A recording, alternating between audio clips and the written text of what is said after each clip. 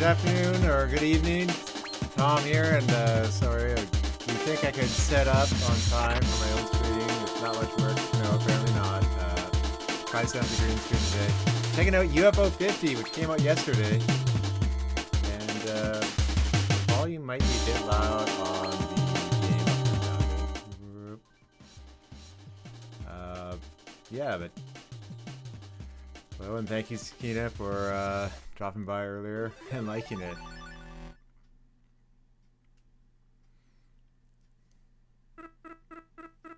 Oh yeah, let me see if I can flip myself. That's hilarious. But yeah, this is UFO 50, made by Derek Yu and friends behind Spunky. They would have came out earlier, but they decided to take a break and make Spunky 2.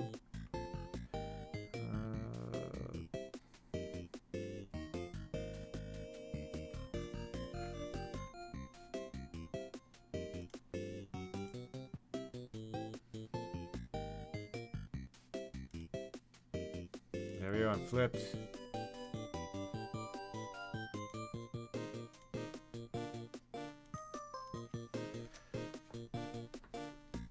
Yeah, but let's dive in. Now, this game, it's made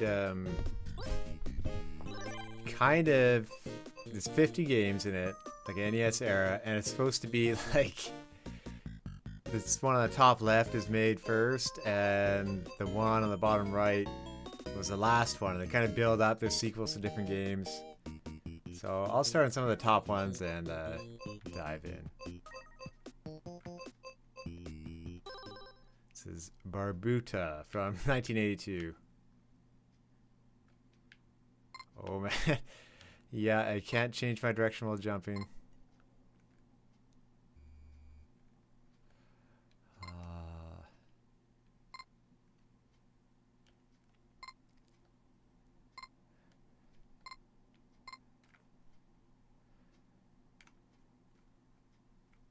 So I'd say the funny thing about sort of games these days, like this is 50 games in one. It's going to take a really long time to play. But there was also Plucky Squire this week, and today there was Parking Garage Rally. There's always, it never stops. There's always a ton of games out there. Whoa, these guys are quick. I wonder if I should have gone right. Hi, Aiden, how you go? Hi, Charles Shredder, how you doing? Did the package arrive? Is it secret? Is it safe? I guess I can check the tracking, but... And does the game audio sound like a decent level? It's a bit quiet for me, admittedly, but... hopefully on stream it's okay. This is game 1 of UFO 50. It is tempting to like play them all in order, but I really want to go to Waldorf's Journey. I think you might be better equipped to tackle this game than me, given your recent experience. Okay, well, keep an eye out. Should be there soon. It was like scheduled the other day, I think. Oh, thank you very much. Oh man. Now this is, I gotta ask myself, do I have full damage? I think I do in a game like this. Nope. Not from that height. Jeez. Do I become a bat? Oh no, he's back. Of course he's back.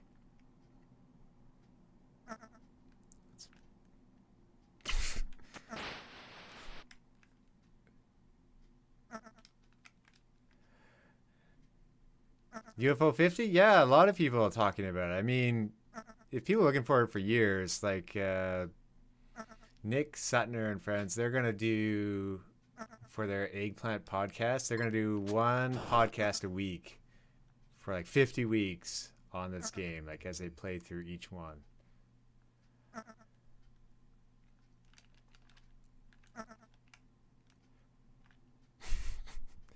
Oh no.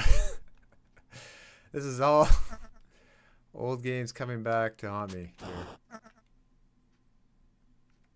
It's like, could you have some Medusa heads flying by?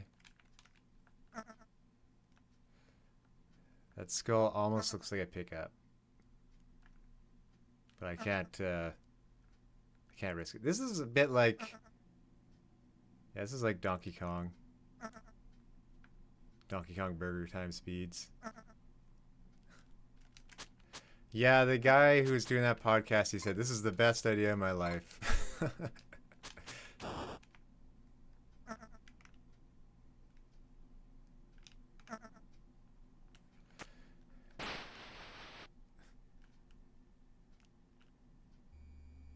But no, it's like, well, it's funny they made this and they were like, oh yeah, get enough work, prepare for dinner. Well, of course, no, but thank you for dropping by.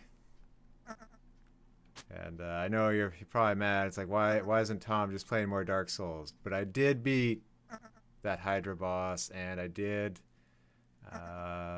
was that water area, the lower New Londo, whatever? I lowered it, so I have made some progress.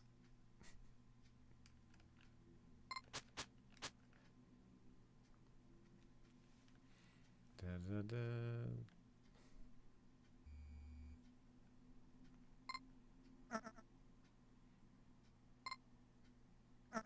It almost feels like this game doesn't have music, but it's probably really quiet.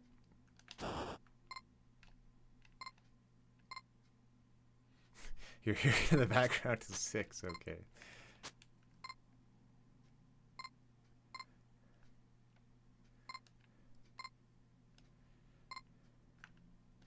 Whoa. Yeah, New Londo. So, like, I had an experience of ghosts earlier a bit, and what I find tough, if you don't take them down, they start just endlessly coming through the walls at me. Like in that house, there could be over 6 of them at once, and that sort of numbers in Dark Souls isn't something I was familiar with. So I just try to chip away at them. But of course now there's a new, harder enemy down below. Of course there is, you know.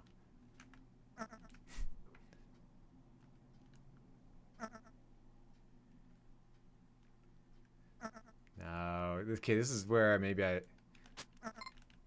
no down thrust.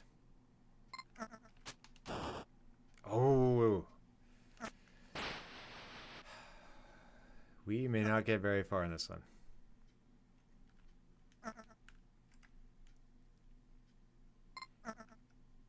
Yeah.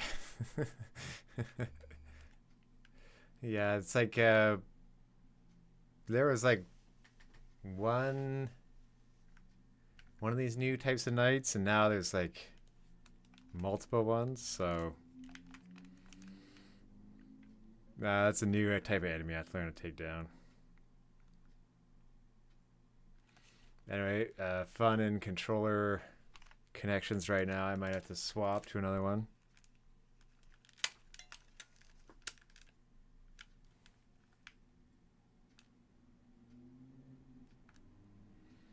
Yeah, but no, it goes to Dark Souls. There's no end to the challenge, I find. It's like, it's really pushing me to my limit, I'll say. While staying enjoyable. I have no cash. Did not expect that to be a shopkeeper, but should have guessed by the thing in front of him.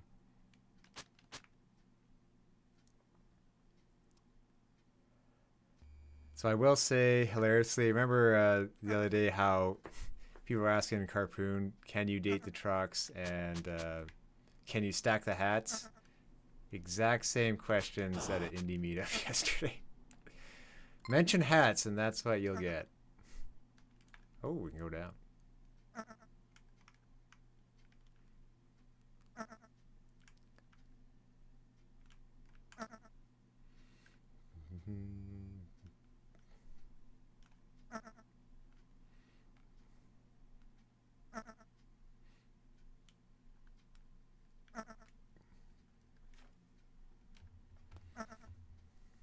Okay, well, I was here earlier. Let's go left. Do I need... I'm going to need some sort of item to get here. Well, I didn't go right at first and make my way back.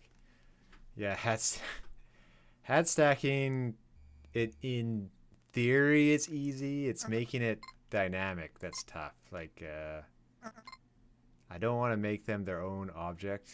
And having them... So, like, you wanted to bounce and, like, slowly they all fall down a line. Like, that might be a little trickier. I don't know. I don't really need them to angle, so that part can be okay. It'd be cool if you could bounce those back at them, but something tells me no.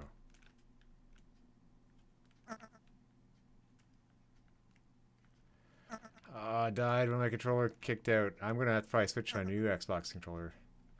Yeah, it's so cool each of these games works self-set constraints and the fact that they try to build on them as they go on. Like, there's even sequels in this game. Yeah, it looks like MSX. That is one system that I'll probably have to emulate at one point. Or just play, I think it's Super Potato. Oh. Maze of Galleys. I haven't heard of those. But, excuse me, I'm just going to set up my other controller so hopefully it doesn't kick out all the time.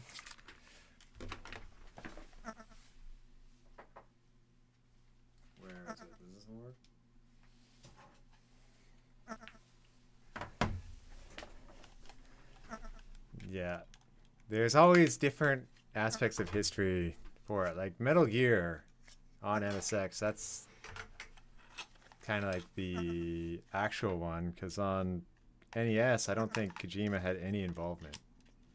So there are... Like, that alone should have got me interested in it a long time ago, but...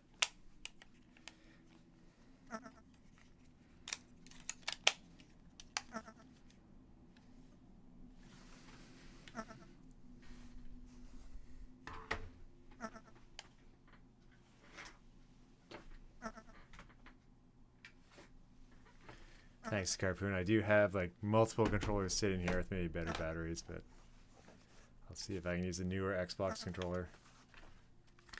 Funny thing about this game, I was trying to play it on Steam Deck yesterday. It did not...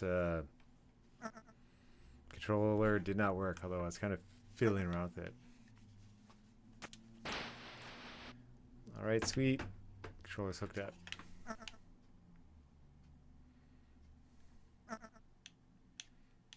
Oh no. Playing with fire.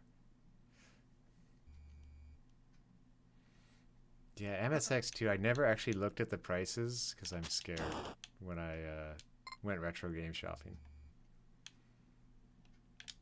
Now this, I'm sure I would die if I went in there.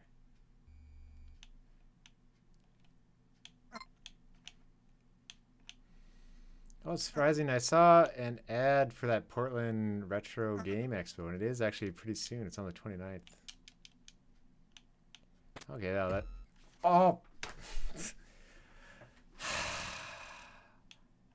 Okay, I did not expect to die that way. Let's take a quick look right. I'll move on to the next game.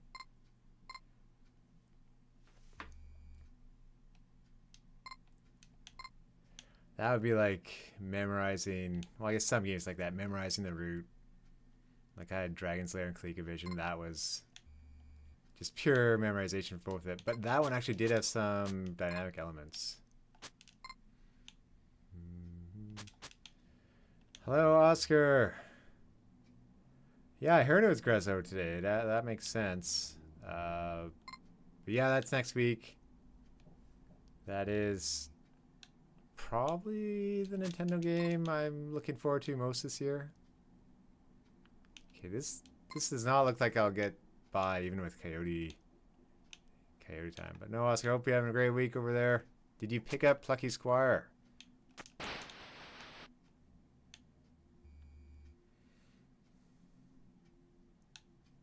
Can I fall? Yeah, that could be the way to do it. Falling from the other side. Let's see. Let's see if that works or I fall damage.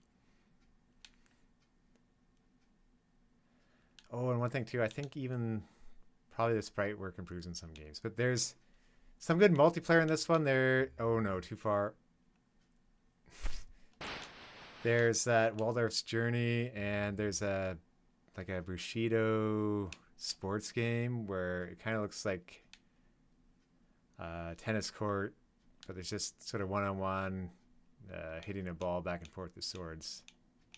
That's one I want to try. No.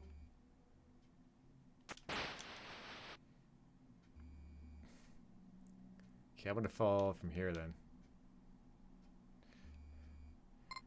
Fool me twice, shame on me. So something tells me I'll probably have to go this way.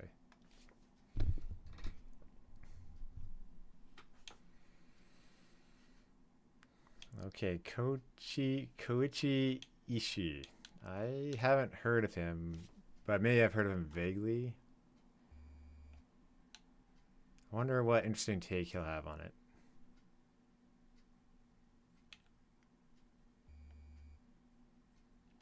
Oh no.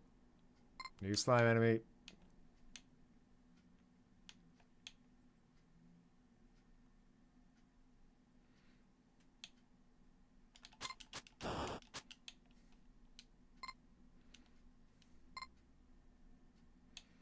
Will I run into the wall? Oh! Well, I didn't even make it that far.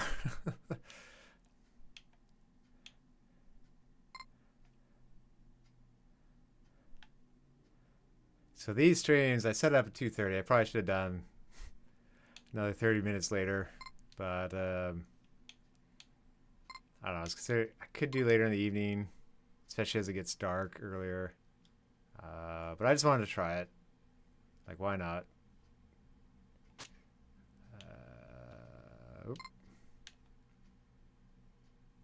Suppose I did have a little work to do still, but where does this lead back to?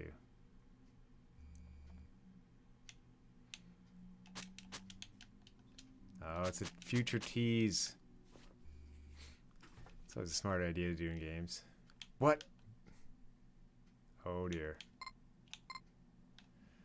It's like I'm being hunted down.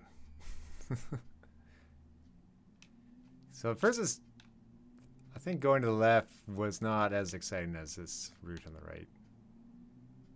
Sort of feeling the Metroidvania kicking in right now. I must... No, if I can jump off a ladder I could get that, but I can't. Yeah, can't jump.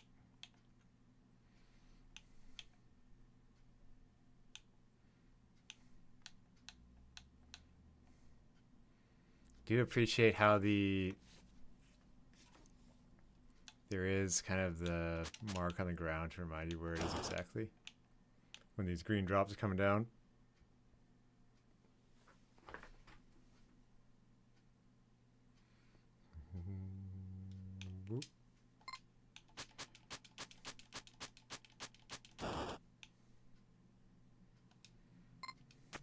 Oh no. That's me. Oh. That's mean.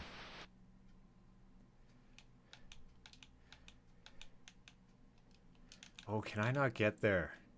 Or do I have to line it up? Wow. Yeah, that's truly like an early retro game.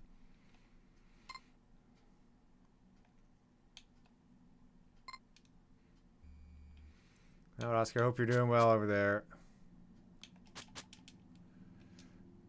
Okay, well maybe that's it. Let's move on to the next game.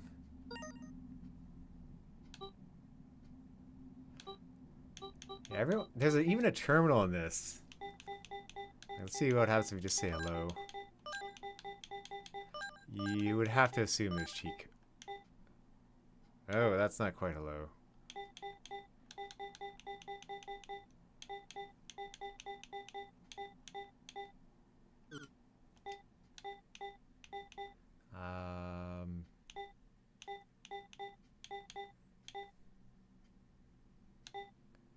What would be a cheat code? I wonder.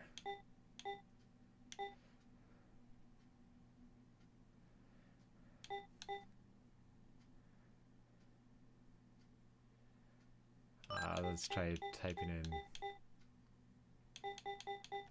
Probably Nintendo wouldn't be one. That's not. We're gonna run out of characters too, but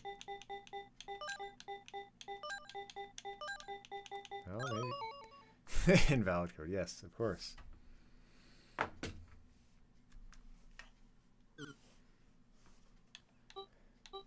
Hi, Jensen. So I'm an NES enthusiast, so that's why I picked it up right away. I just started playing it, but I remember at PAX years ago, like before the pandemic, it was like really fun and some like especially there's two-player games in this too. I mean, with 50 games in it, there's something for everyone. So I want to go. I don't want to close the game. I want to go back. Is that back to the Steam library? Sure, we'll set. So I do recommend it. Like I'm sure if you have Derek Yu behind Splunky, you have Moppin behind Downwell, and you have like Paul Hubens and I think it's Tyreek Plummer and Eric Strochi. Like I think there's one more. Like a lot of great minds behind this game. So I don't know. For me, like I think it's $25 US. It's for this amount of games in it. But it is on Steam. That's the thing. It's on Steam right now, so I think you can't really go wrong with it.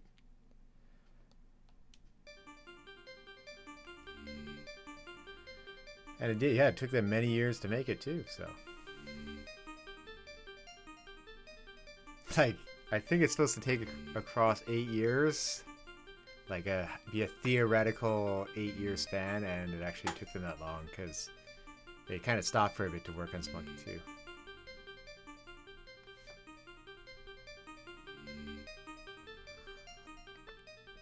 Yeah, Switch or PS5, you know, I would guess they will get it ported over by another company to one of those. Like, with Spunky 2, that actually made it over to consoles eventually. They might just want to make sure there's no bugs in it, so just give it time. Oh, is this a tactics game? You ever see the pixel art being picked up a bit in this one? Okay, oh, maybe I can only do so many things.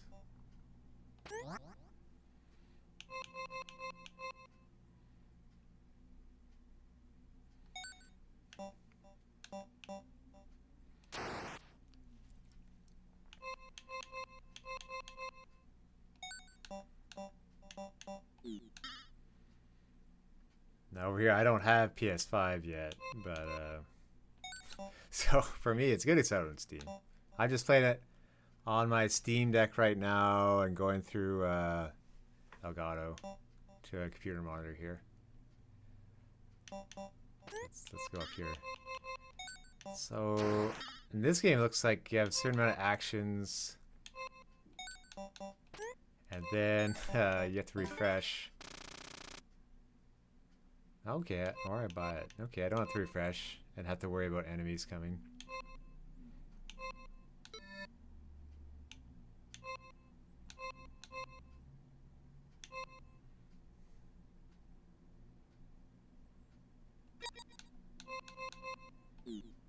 I regret buying that, and I can't go back.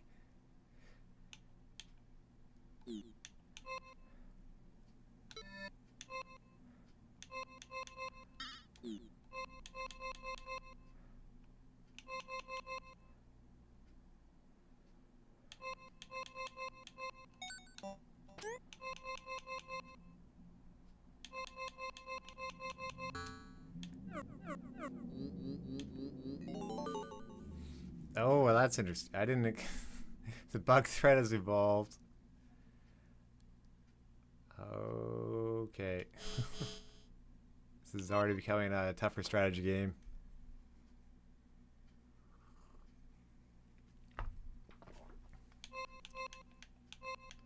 Can I even pick that up? Sure.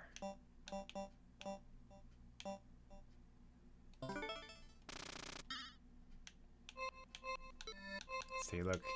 Okay, resupply, throw, snipe, you can shoot, blast, traverse. How long have I been streaming? Well, like this, I just started about 30 minutes ago. And streaming in general, I don't do too much. I usually just, like, this is only maybe the second game I've done here. And other than a few times on Game Explain. And just, I was interested in trying to stream Harpoon game development earlier. So that's what I did earlier. So I thought maybe, like, I was kind of interested in trying indie game a week, or either like some people, they do a bit of game streaming and then like game development streaming, then they'll stream a game at the end, kind of like Brian Clark at Brace Yourself Games. That he kind of used to do that. But just, I thought, well, I'll just kind of do two separate ones, because kind of shifting gears between this green screen and working on Harpoon takes a little bit of time.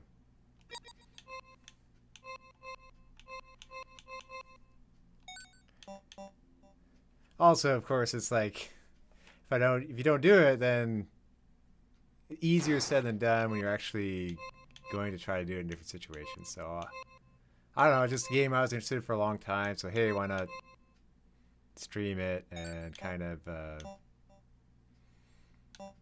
don't know, I guess it's like promoting it or like showing it off to other people.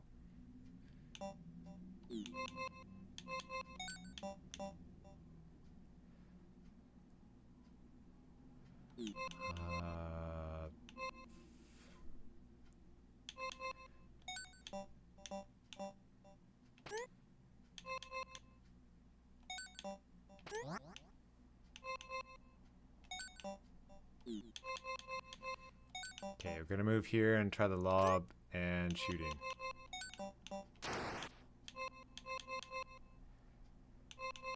So one thing I do here, though, it's like important to keep a schedule, but I'll probably just try and do it for a month and see if I should adjust the time. Like, on the weekends, always nice, but then on the weekend, sometimes, I see a friend or need rest, so.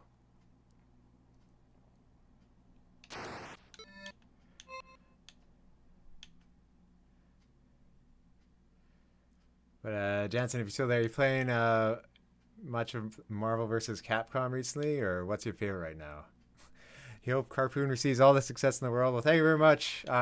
With Harpoon, I just consider the main thing finishing it, and that's the key to having some success with it. Like that, I used to make a lot of little tiny games, and I've never finished them, or like school projects. So that's why I just stuck with it. And oh, they evolved again. So even though, like, I probably should have tried a few more things before doing it, but it seemed like a fine idea. And then, kind of typical I think a typical game developer pattern is to kind of think, oh, I should add a bit more to the idea. So I probably didn't need as many modes, and I should have just focused on adding more city levels. But live and learn. Kind of follow the same mistakes as a lot of other people.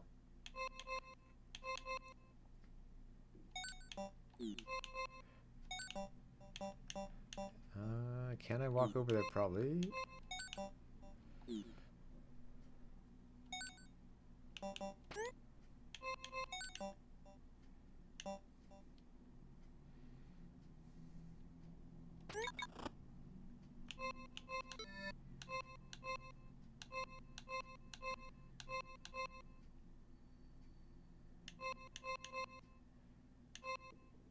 I wonder how many enemies are going to come in here. Oh no, I have no money. This is not good.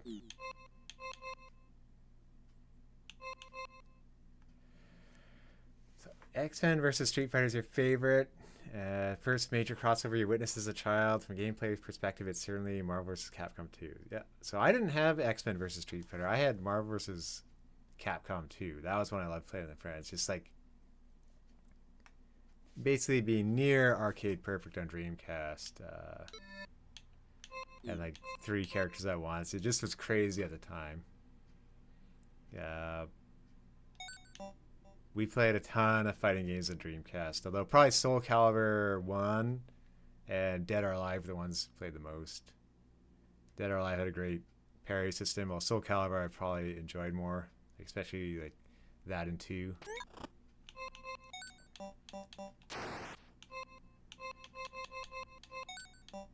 I think like X-Men versus Street Fighter, that was on original PlayStation, wasn't it? Oh, that was a mistake, and you cannot undo. I'm so used to these new tactics games where you get a chance to basically undo actions before the end of a turn.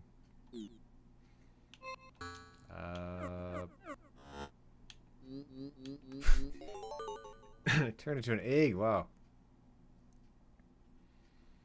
So this being game 2, I wonder if that egg was kind of from a nod to game 1, where your lives were eggs.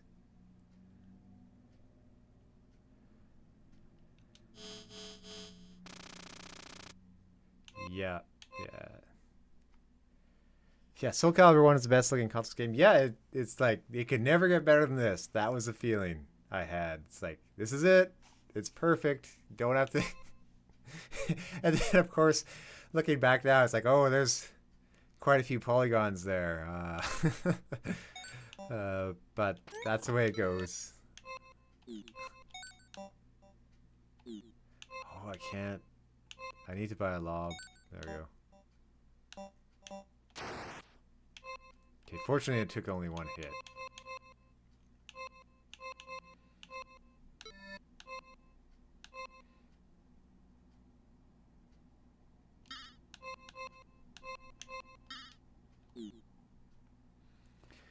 No, for PS5 Pro, I'm not gonna buy that.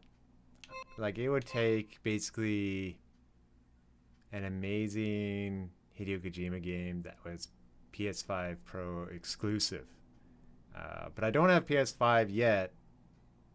Chances are these games going to be, of course, on either platform. So if there was a PS5 exclusive, I would probably just end up picking PS5 because, like, I'm in Canada too. So PS5 Pro is $960, I believe. Like, before tax. Like, I believe after tax it's over $1,000. So normally, like, I have a pretty good graphics card and stuff, so that's why I stick to computer.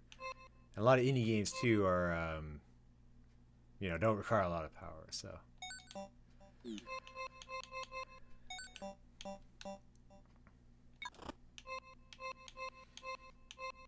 but it will be interesting to see if they have a bunch of game previews coming out for it, because they did have press over in Japan.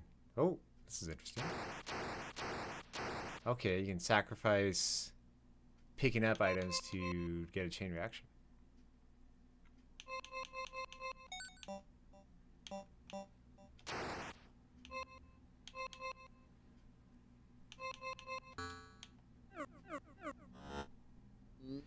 Okay, I survived half the days and these things have evolved again.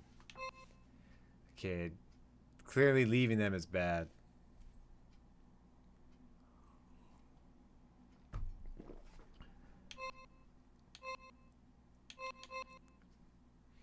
And like the PS5 Pro question, I mean, there's a lot of I don't know. I love the indie space right now, and it's all just about the games to me. So there's almost too many games to catch up on right now.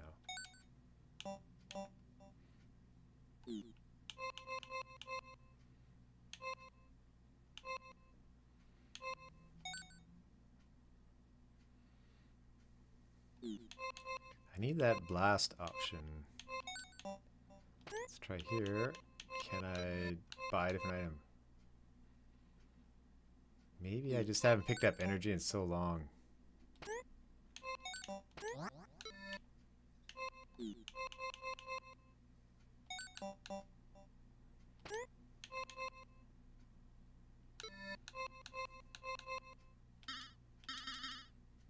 Oh no.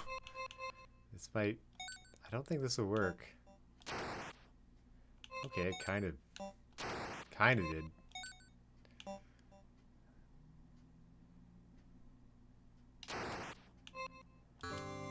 Oh no! So that's a...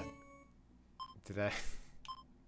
I must have missed one hatching. No, that's an interesting game to survive, like, the full amount of days.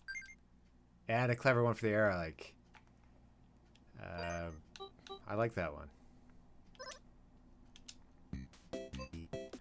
Okay, game 3, Ninpek. You can see info too.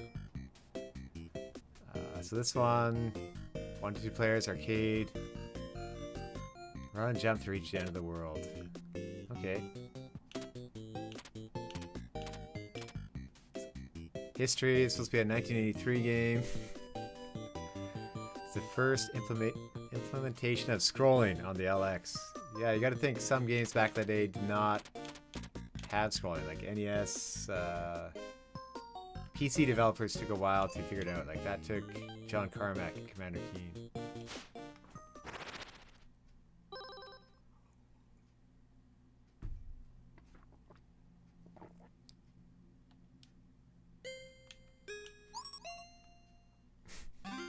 Their sandwich has been stolen. That looks like pretty good movement, actually. Okay, automatic scrolling. Ooh. It's got a neat touch with the ghost.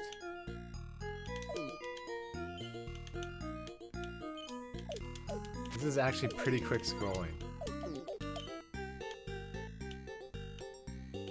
No holds barred. Retro platforming.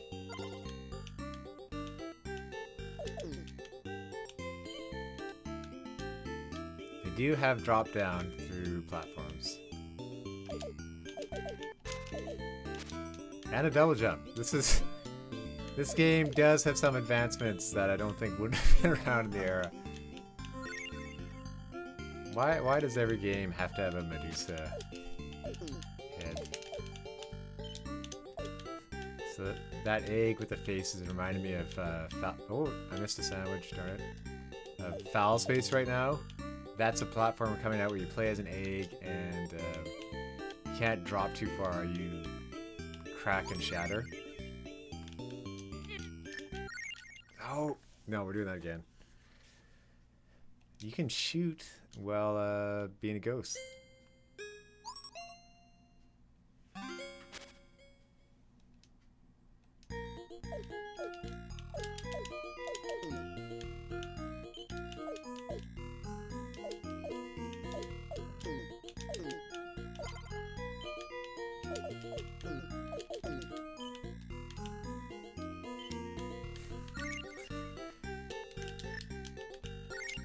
Jeez.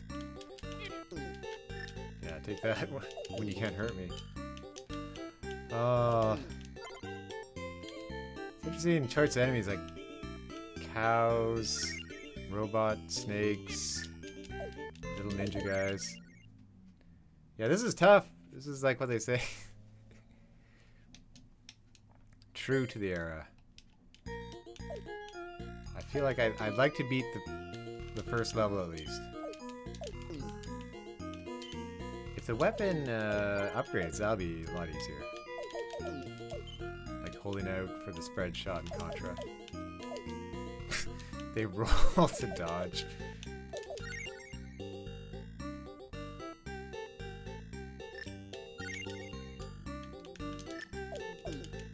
Neat little touches like those red guys are, their bullets are kind of changing shape and rolling as they go along.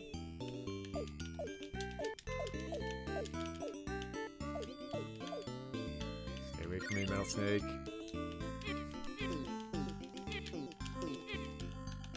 Yes, that's it. That's the upgrade.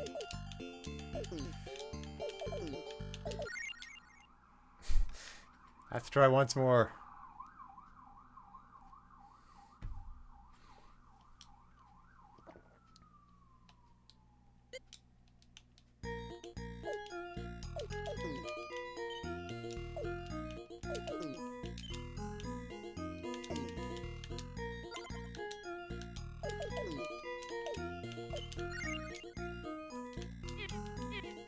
ruthless. It's not impossible though. But yeah, this is a lot going on.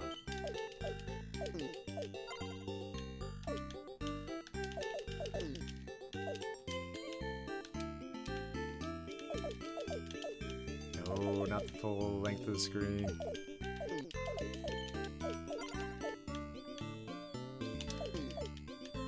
Whoop.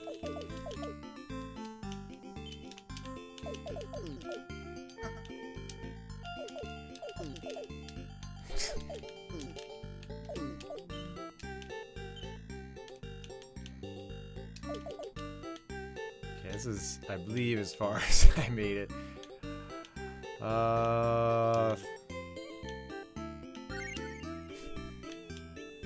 It's an unforgiving collision corner. That jumping basically a cheap. Oh, these don't die.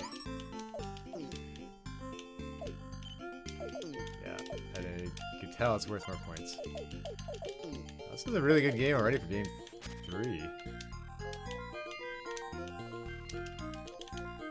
Oh no, I can't get up. I can't get up there.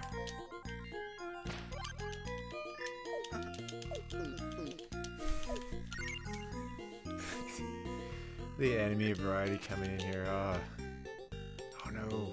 Am I stuck here again?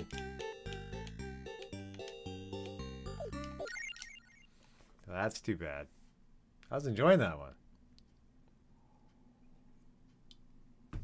Well, final try probably won't do any better, but let's see if there's a boss in Impact.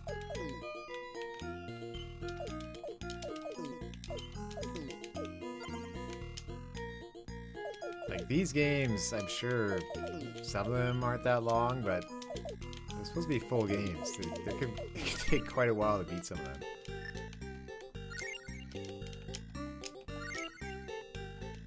That was a bad judgment. Wow, that was bad.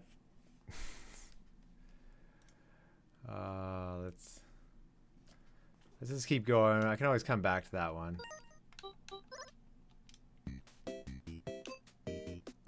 Paint chase. Let's see the info. Rev your engines and color your way to victory in the local paint racing competition. And it's supposed to be later that year. So they have fictional game designers that they kind of have making each game.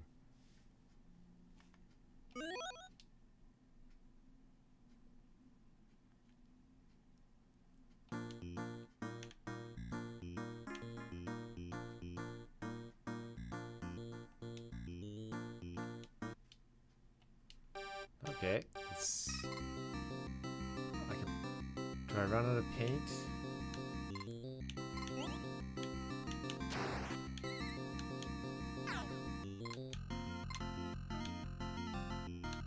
So obviously some strategy to this.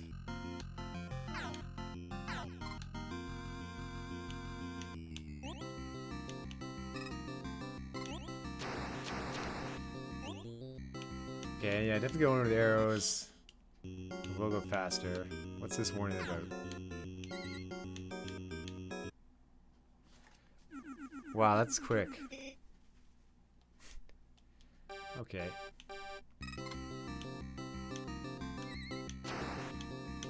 Hello, Skina. Thank you for coming back. I was kind of slow to start getting set up. Oh, thank you though. Thank you for the like.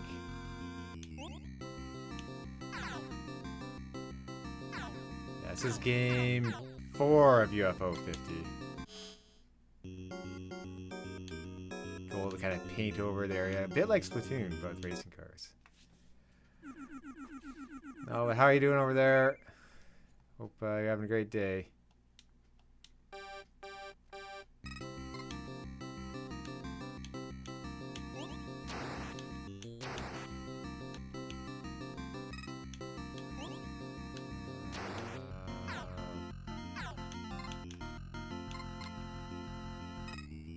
So this game, well, it is a little bit like the difficulty of retro. It is much easier to control.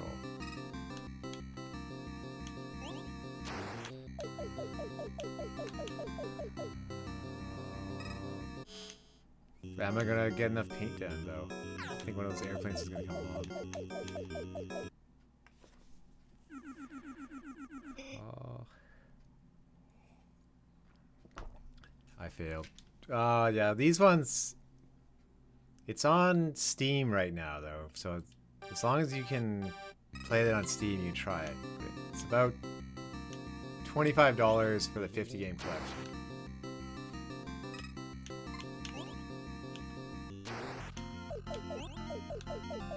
Such a neat idea to have a bunch of people collaborate on making all these games.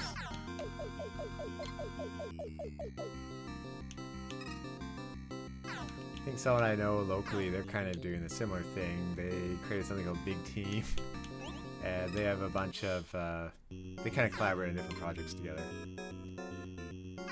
My day's been pretty good today. I got, oh, just barely.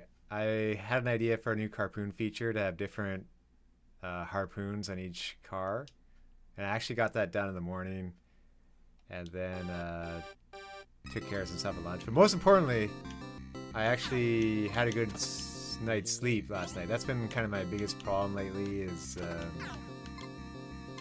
I kind of been waking up at 4 at times, maybe with noise outside, like people yelling in the street. So it's nice to have energy throughout the full day. That's all. It's like it's all I ask for.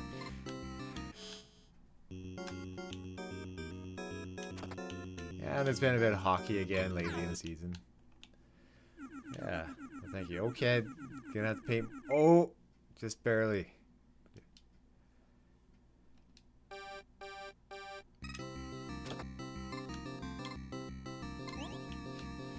Yeah, without good sleep, it's just like, it's no fun. I find mid-afternoons certainly get me, so it's like gotta start on the simple things to tackle bigger projects.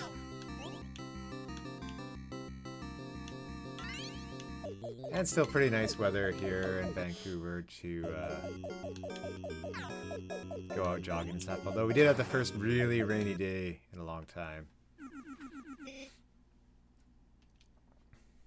Hey, 21, not bad. Okay. That, I wonder if 2 players is... It's probably not simultaneous. It's probably competing one at a time. Okay, this is game 5, Magic Garden. Stop the jealous witch, Cloverina, from sabotaging your garden. Okay, this is a 1984 game for the LX2, which allowed more colors per sprite. So it's getting more important. We're getting more detail.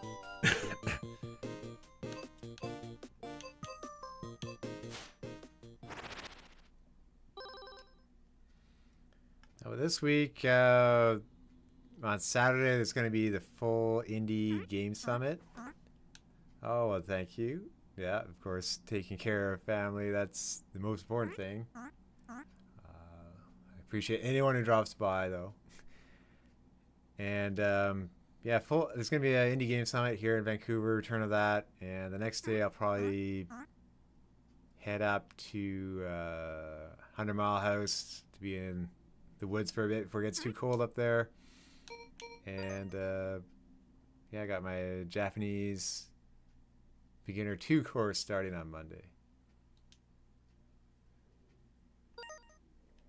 So keeping busy but not too busy. Well, like, it's about a 6-hour drive through the mountains. It's a really nice scenic drive, but it's just like my parents' cabin, so it's small. It's like 800 square feet, but it now has a toilet. Although I think the water's not on right now, and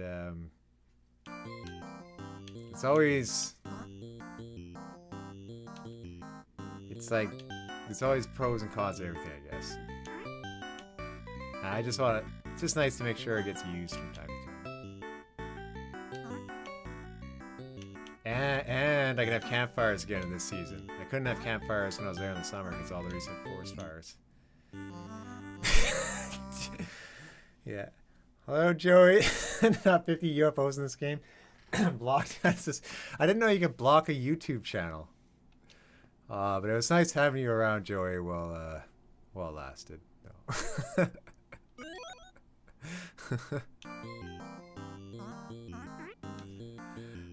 Yeah. It's like a tough week because there was like this, and that's a quick game over in Magic Garden. There's this and Plucky Squire, right? But I was like, 50 games. And I'd kind of read the Polygon review for Plucky Squire. So I was like, I'm going to go with the one I was waiting for a long time. Yeah, your gaming budget for the rest of the month is Zelda. Yeah, that would be like... That'd be me. Like, Plucky Squire costs more. In Canada, it's 40. Well, this was 30. And, yeah, I'll probably... Like, for Zelda, I'll probably see if I can just borrow it off Andre or something. This is a tough game. There's no lives. I was kind of thinking it might be like Choo Choo Rocket at first. I wonder if that witch on the right animates like the cat does on the left.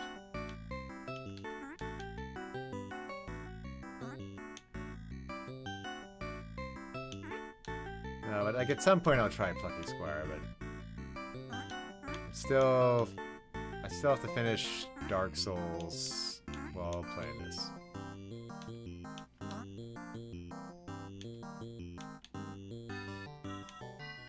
Zelda, I'll say though, Zelda was better than I thought it would be when I played it for 15 minutes of PAX.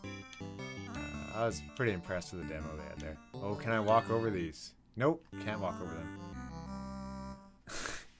Johnny asks me every time I stream. Oh, well, it's nice that somebody remembers me, I guess, yeah.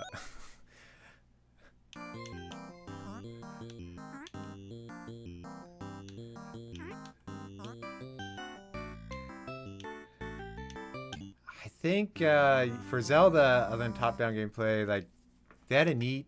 No, I won't say it. I won't spoil it. But they had a neat kind of cinematic moment in the beginning demo. And I think though placing items might get a little annoying at times, but we'll see with the variety for them. Like I was kind of being backed into a corner. We're trying to place beds down to just reach higher areas. But it reminded me very much of the part in Ocarina of Time when you're kind of getting by the castle guards in the sort of hedge area. Am I supposed to pick up the stars here? She's kind of got... The witch on the right kind of is shooting lightning. But there's no sound or anything coming from the stars. Whoa! Okay, maybe I want to check the manual and try one more.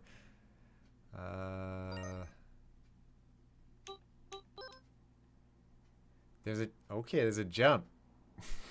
And you can drop... Oh, I probably have to drop them off on the stars. That's probably 1984 copyright sauce, yeah. No, it's just such a neat idea to make the games like they happened over an 8-year span.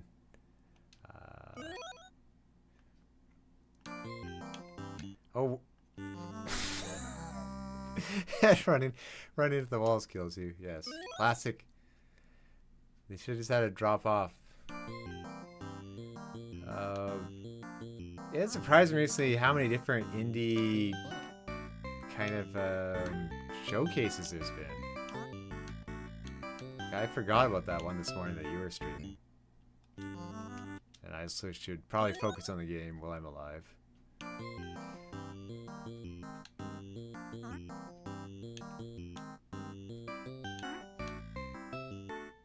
So I find tactics games are the best for streaming because you can kind of just wait and talk. Okay, let's see. Drop. Yes, that's the way to do it. I wonder if they change when I'm going over it, like kind of to indicate to drop me off. Oh, we're getting that. Are they? Yeah, you can get them now. I can. So many indie showcases. I hope Harpoon shows up in one. Maybe if one of my friends has a smaller showcase, put something together. There's a lot of work that goes into those. You have to do a trailer. You have to have some sort of announcement. I'll just be happy finishing it, to be honest. Finishing it and playing with friends.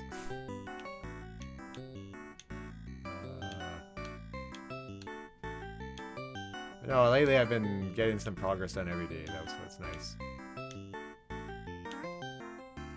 I had to choose playing UFO 50 right now over more progress.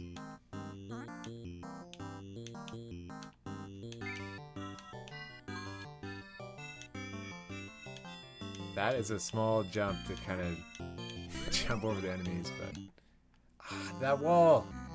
Why? Well, of course, it's supposed to be a game from 1984, but I wish my only wish is that wall wouldn't kill me.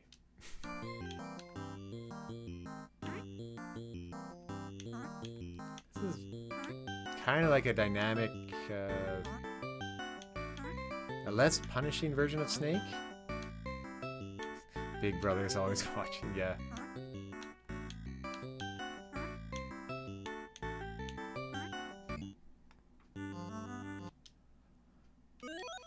I do like this one though. I'm surprised. Like I kind of expected like more games that I don't like than I do like, but of course give it to some very talented game developers to make a lot of interesting things that I like.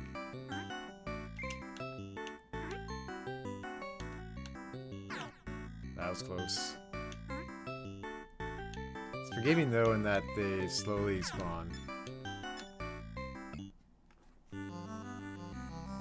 And they do have a timer at the front. I was getting a bit greedy there.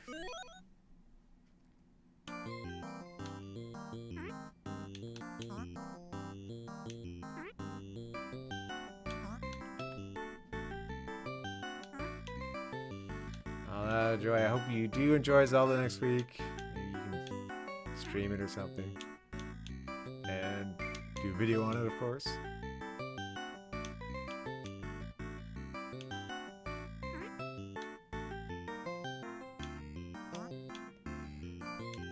Yeah, I guess it all depends on your opinion on it.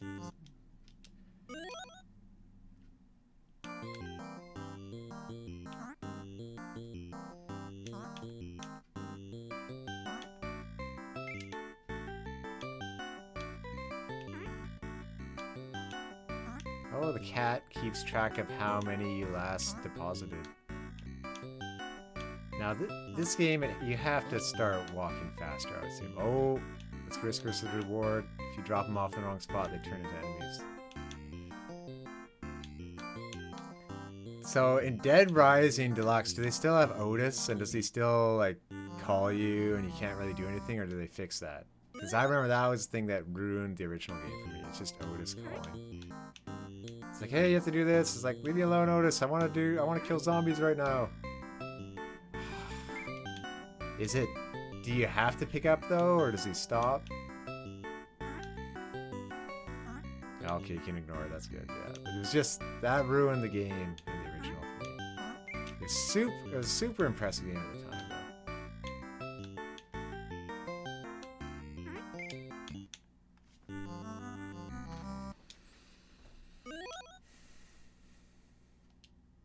I guess now you could have even more zombies now, but they're probably just more detailed.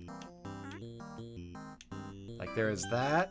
I think it was 99 Nights that had a ridiculous amount of enemies, and in Cameo for some reason they added these battle scenes with like millions of enemies on Xbox 360. It was kind of their selling feature at the time to show off its power.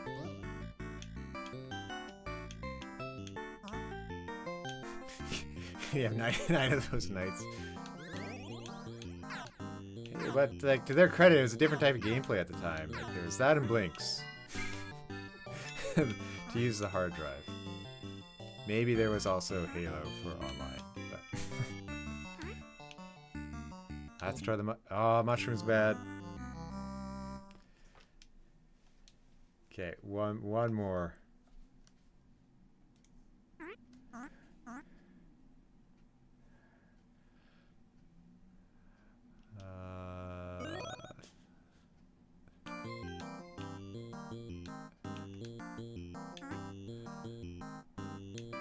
I always say one more, but then I keep going.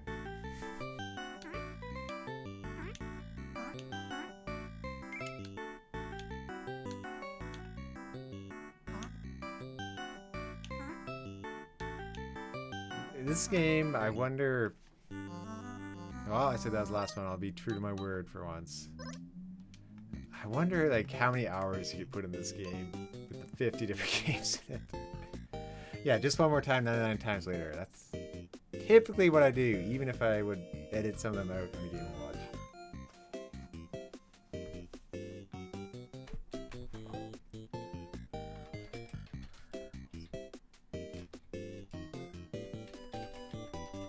I got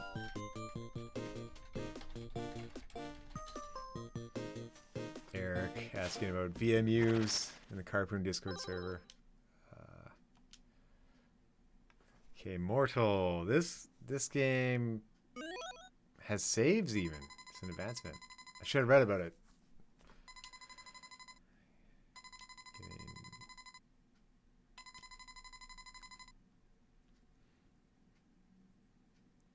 This one neat game I want to play in UFO 50 is based off Crokinole, which is a game I played with my friends once. It's pretty entertaining if you ever get a chance to play it. I highly recommend it. The Ritual of Arrow.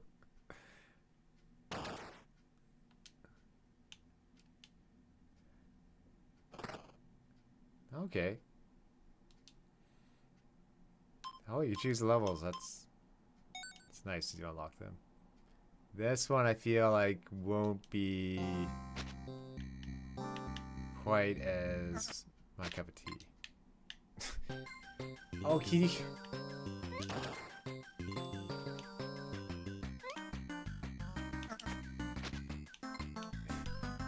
It's one of those types of games where you're going to build on your previous self, literally.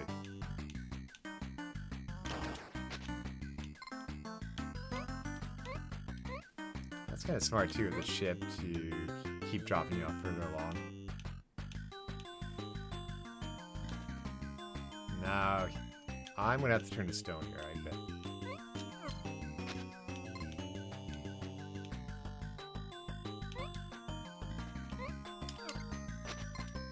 Okay, and I only have 14 more lives left. Keep going. Well, I was wrong. This one is kind of entertaining. Tom likes to get stone confirmed. Oh, that's like... I'll have to make that a TikTok. Okay, and if I pick up that power up, I probably get 3 more lives, but I feel like I would use 3 getting there. Like maybe if I jumped and went across, I can get it? Yeah. So it's like getting 2 lives.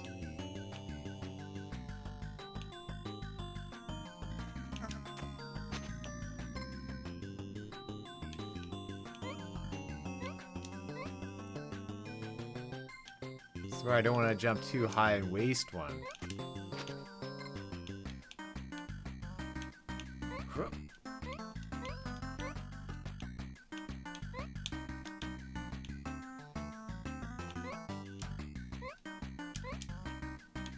Oh, I can get... If I blow that up, I can get 2 lives again, potentially, but it looks like I would just be run over by these insects. I'd say the controls in this are way better than NES games back in the day. Although, I will admit, playing them like on Switch Online and stuff, it's not the same as original hardware. It's,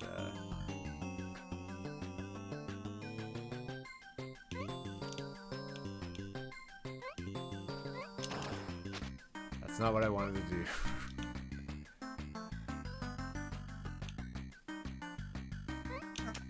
Okay. Can I reach that? Probably not. Oh, I have to be a stone.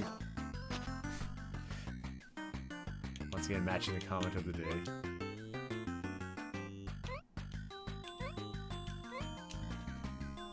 Oh no! There are only 9 lives left. I don't think I can make this. Oh! Oh, Jansen, you're playing Castlevania, so you're starting with Castlevania 1. Castlevania 1, I think I got to Frankenstein. That was the farthest I ever got. So I wish you good luck, especially with Medusa heads. Castlevania 2 I didn't get till later, so I didn't play as much of that. Castlevania 3 is excellent. Frankenstein's monster. Yeah, not the actual Dr. Frankenstein. Frankenstein's monster.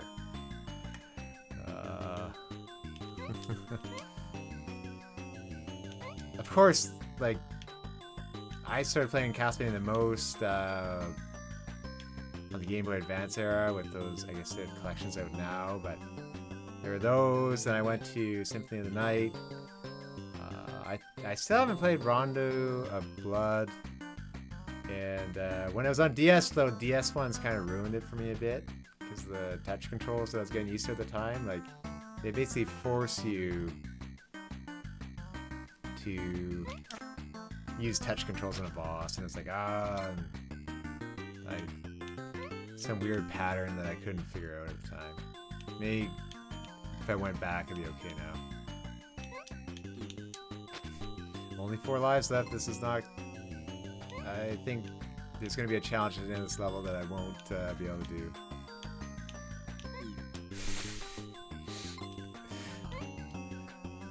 Three lives. I guess I can... Oh, I didn't want a stone, but that kind of works. Only 1 life left. This was a mistake. Will they miss? Yeah, you play the first one numerous times for an hour each. Yeah, Castlevania... It's worth going back to, I think, for the original ones. Like, beating Mike Tyson's Punch-Out recently, I was thinking, do I want to go back to, like, Teenage Mutant Ninja Turtles? I only ever got to the Technodrome in that one. I never beat it. We're going to try this again one more time with Smarter. But Castlevania is actually good. And 3 has... I think it has saves, if my memory is correct. And of course, you know, save states and stuff now. Like, there's a lot of good stuff in Castlevania.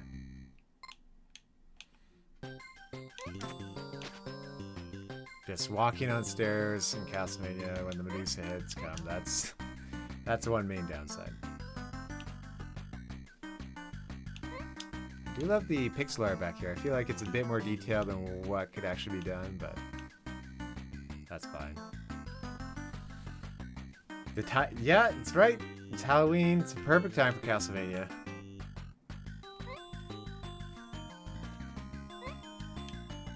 Or that one level from Banjo-Kazooie in the Haunted Mansion. I admittedly still have to play through Luigi's Mansion 3, so maybe that could be my Halloween game.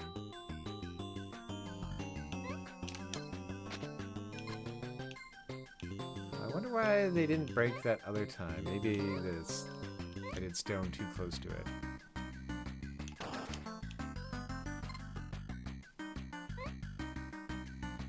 Even something like Castlevania is a great choice. Some sort of horror first-person shooter that could also work.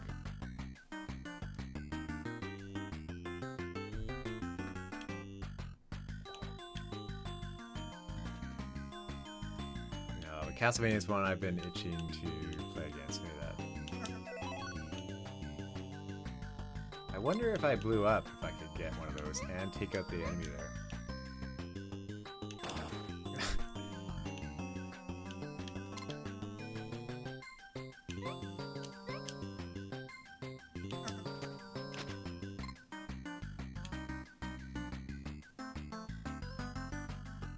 Oh, you have OG Symphony of the Night. I had... So Silent Hill 2 remake, I didn't actually think of that one. I never actually played Silent Hill 2. And for Symphony of the Night, I played that on PlayStation back in the day.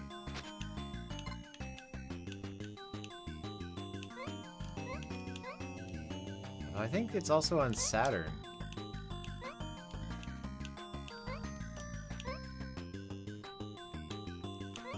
I guess Silent Hill 2, I'll just see how the, I'll probably see how the reviews say it is. See if it's better to play the original or the remake. Although I hear the original is not too easy to get. Although, I wonder... I forget, one of my friends had it, so I could maybe borrow it from him.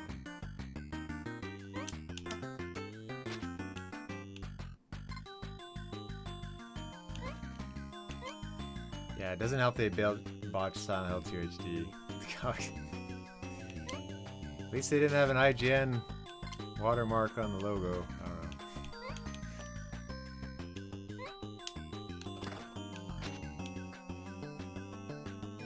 know. Oh, I could have just done that. I guess I wasn't.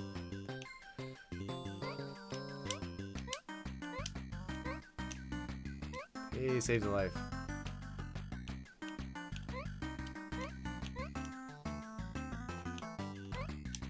Of course, well,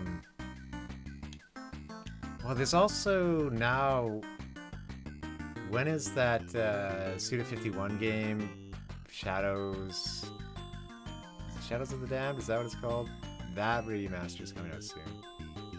Although they aren't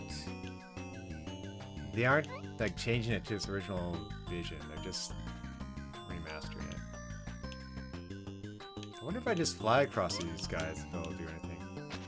Nope.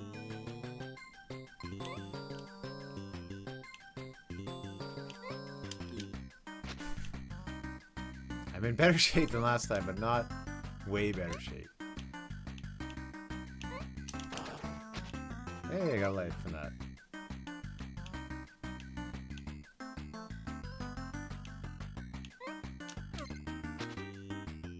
Okay, so they only take out one tile if you land exactly on them. I think I can make that jump. Oh, to get that 5, I'd probably have to die and go up there.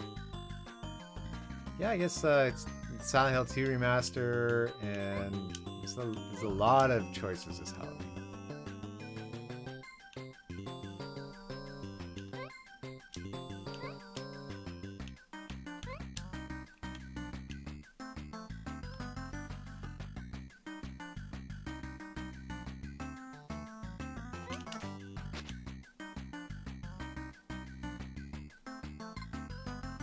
Oh, I shouldn't have done that. Yeah, this is the time for a bomb.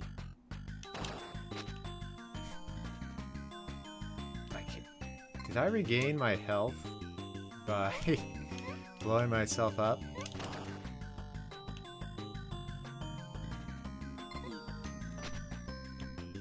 Only 4.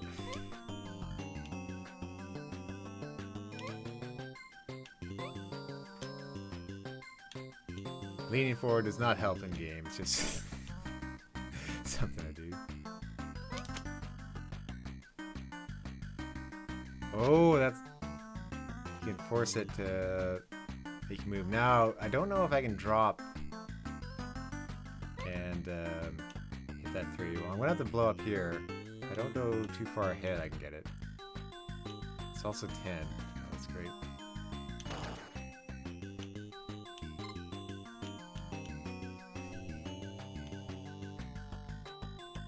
Okay.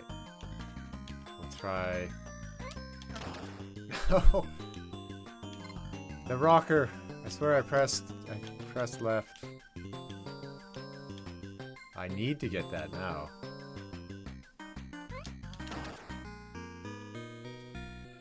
Wow. I was pressing left and it's blowing up. That's... I'm gonna try that just quick, then stop. I was so close. See? Let's see.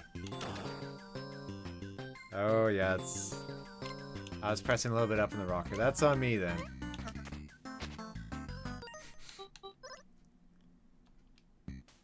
I do miss a good old D-pad.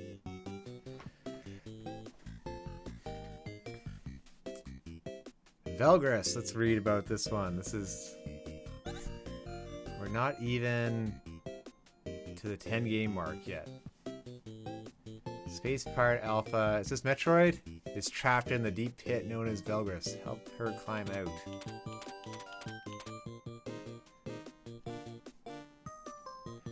Oh, and she's probably going to be in multiple games. And it has random level generation. Okay.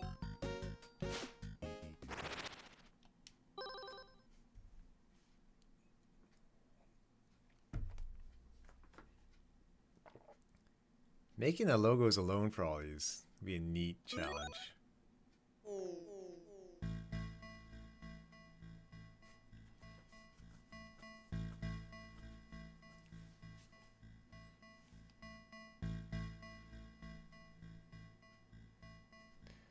I love that it has lore. Yeah, this feels like let's see if it's a random generated Metroid. No, time to climb. Maybe a bit like Kid Icarus. Oh. Love the music.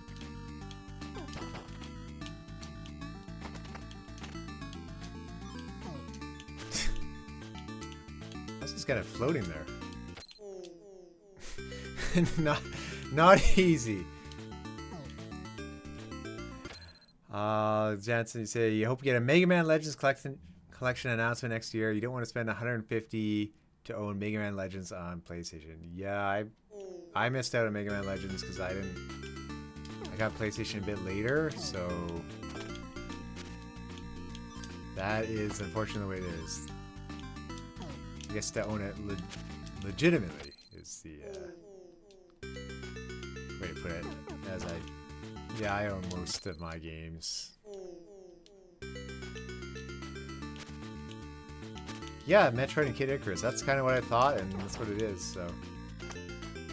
Yeah, Mega Man Legends, I actually only ever played that a bit at a friend's house. So I didn't have that much experience with it. There's some indie games now... Oh, neat. Records by floor. Some indie games now do copy that style. Like there's one by 2 developers, I think, from South America. I forget the name. I'll probably write it after. They're making a Mega Man Legends inspired one, so it's a really... What?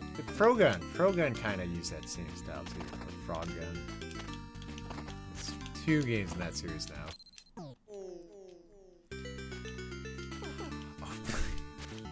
What? How do I get through that one? Can I shoot up? Yes, you can shoot up. Well, at least it taught me I could shoot up. I love the constant time pressure where everything is crumbling. This one, whoa, the no lives makes it tough. Now, I will say we're not at the best game yet, which is the one I was looking forward to yet. Waldorf's Journey with the Flying Walrus.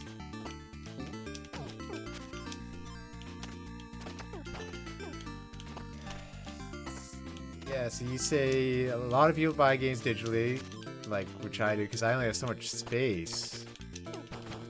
But you are right. If you have it physical, like you don't have to worry about it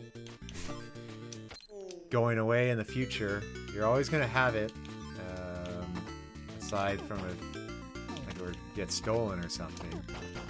And it does make it easier to keep track of. You don't have to worry about it. Like you might, like you don't have to worry about updates. I would buy more Switch games physically if I had more space. Like special ones I do buy. I do love collecting the old Famicom games because they all have colored cartridges. Although I've kind of collected enough where I need to like write it on a list which ones I have whenever I'm shopping for them, and I've kind of moved on to Nintendo 64 retro game collecting at this point for ones I didn't have. Okay, this is a... Let's see if we can make it to floor 25. Wonder, do I have kind of infinite health, but... Infinite health, but it just... They slow me down, so... That's where getting hit comes into play. Thank goodness for the jump in air.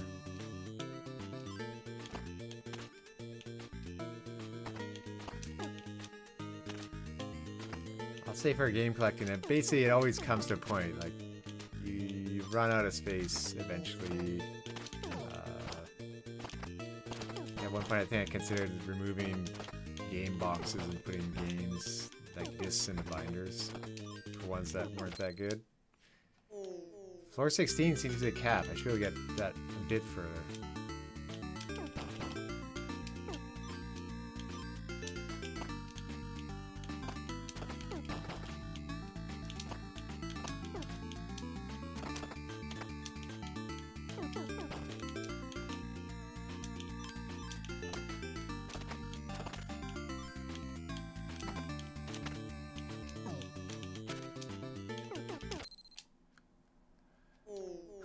This is gonna be tougher than I thought to get floor 25, although definitely doable.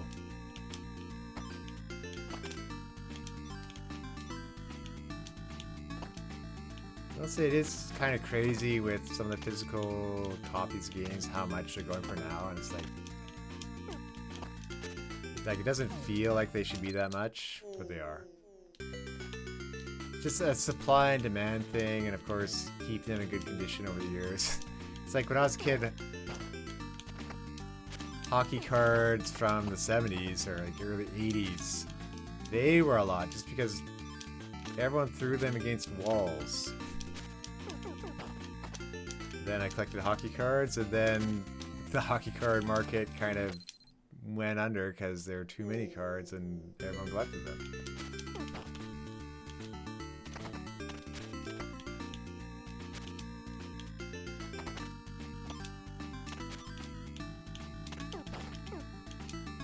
Well, let's say like what's too bad is for something like GameCube, people can't, like, unless you own Mario Kart Double Dash, you cannot play Double Dash. Like, that for me, stuff like that is where it's too bad. It is probably cheaper to get the Japanese version of that one, from what I see, compared to the North American version, what I'm guessing it goes for. Or like Joey with Eternal Darkness, for instance. But you can't play them.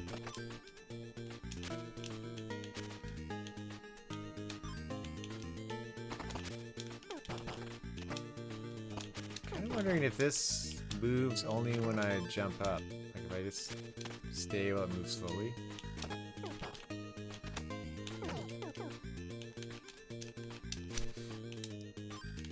Didn't want to find out there.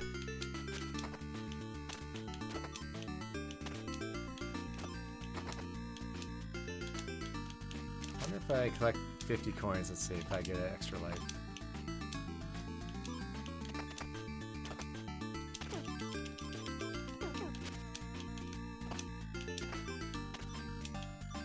Yeah, just the ground crumbling below me.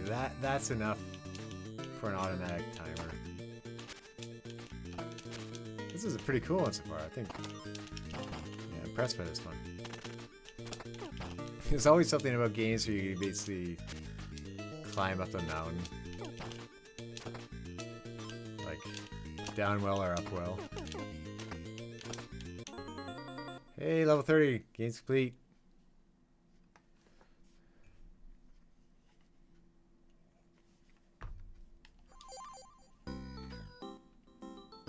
Okay, what can we buy to upgrade?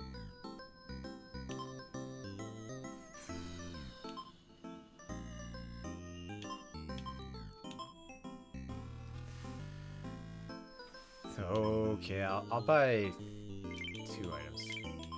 This was tempting though. Probably not destroying clouds is the most valuable one.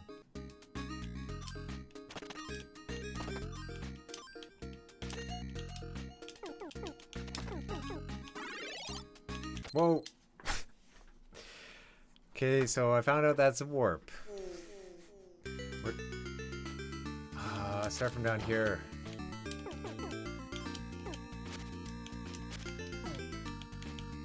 last one. Because I made it pretty far on that one.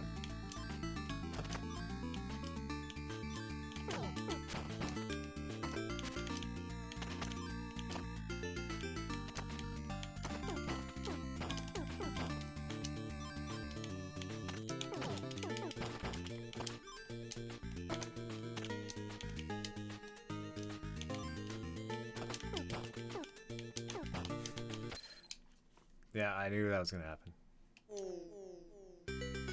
Feeling the pressure. So that was Velgris. I'm pretty impressed with that one.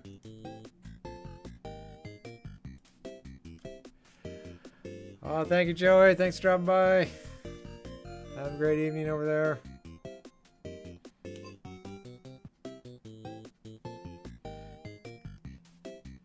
Okay, Game 8, Planet Zoldath.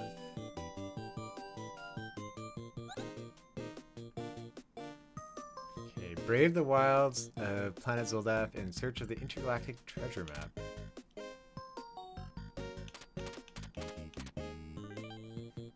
So, only 1984. Okay. So, it's neat looking at... They kind of have a fake history here, and it's like... They say when characters first appear in the game. It's kind of neat.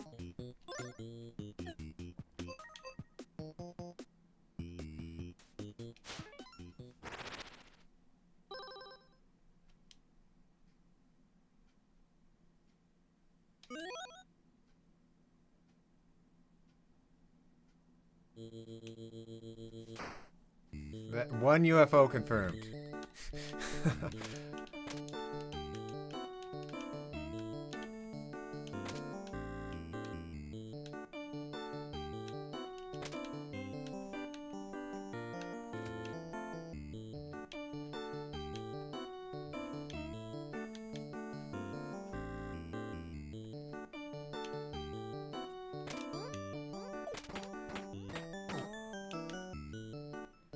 I'm guessing this crown hurts me too.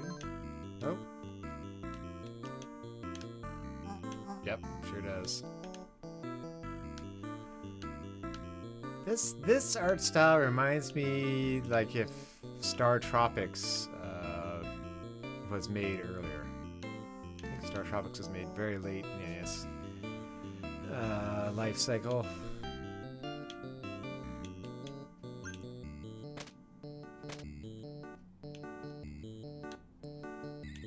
This guy, does he move?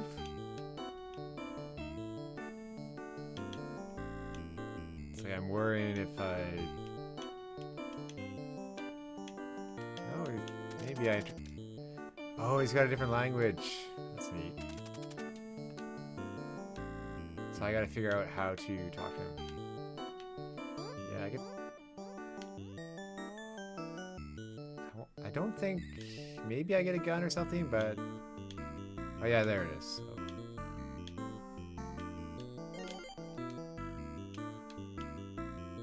I'm sure I'm going to accidentally shoot one of these guys. You have succumbed to Zoldath. Oh, interesting.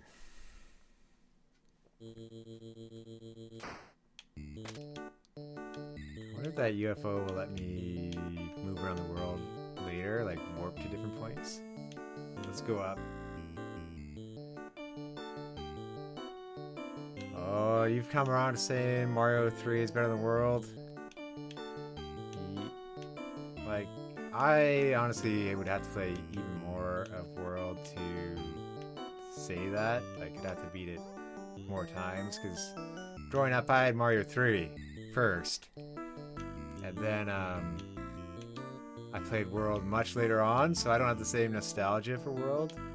So always I say I love Mario 3 more, but I was talking to HPR Shredder the other day, and he was saying, yeah, he likes 3 better than World too. But I know Andre prefers World, but then World was more of his first Mario, so it's different if you look back without the nostalgia. Like, I remember being blown away by the graphics of World at the time. It's so amazing. The commercial with the giant bonsai bill.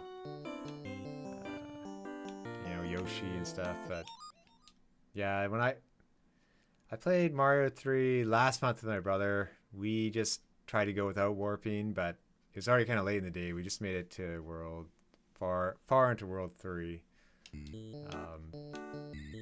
And I was a bit rusty at it, so I felt bad. My timing was off. Although we were playing it on Switch. Probably if I played it on original hardware, it might have been a bit better. Or if I had even NES Classic, just with the controllers. I think like we were playing with a Pro Controller. Okay. Definitely gonna have to find items to give these people. Like, that purple thing is probably an item I have to get. And now though, I do want to go through Mario 3 with all the e-reader card levels. I did, like, I bought that on Wii U, but I never actually played that one. Yeah, so okay, let's see. Do you think the worlds are more unique in Mario 3? I guess that's one downside with the overworld kind of being all blended together in World. Now, World 6 and 7 in Mario 3, those were super challenging. Like, 5 is pretty tough, but 6 and 7, like, I think 7 is definitely harder than World 8. With all the piranha plants.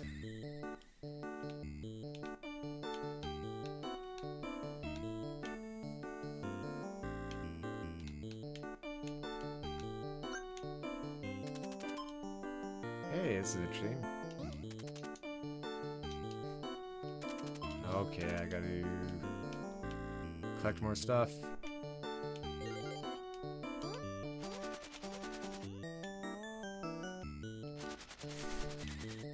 Something had to go through that log.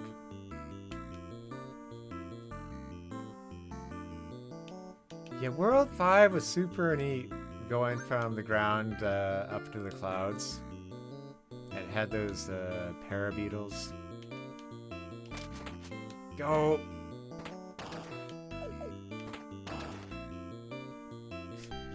Well, now I have the item that they want.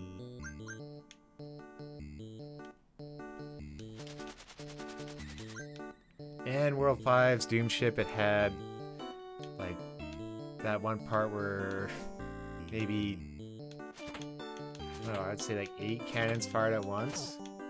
It was yeah, the thing that's on an NES, and that happens, of course, it slows down a bit. But now that it had that one castle in the middle where you do go up in the sky. All those things are kind of pretty neat. Roy was also a pretty cool Koopa kid.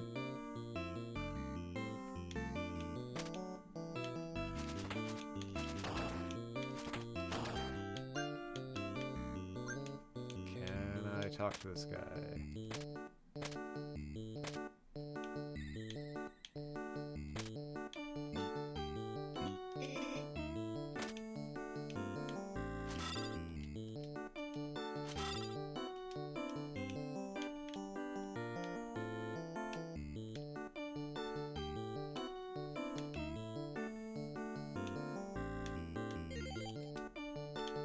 Okay, I can walk on that purple now, but I didn't want to give up my boomerang.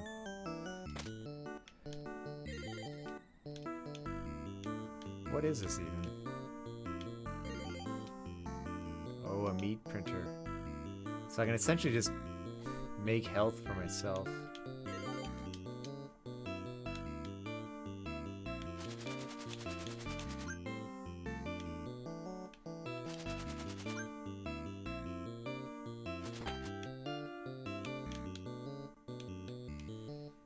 I'd say the first game of UFO 50 kind of had that.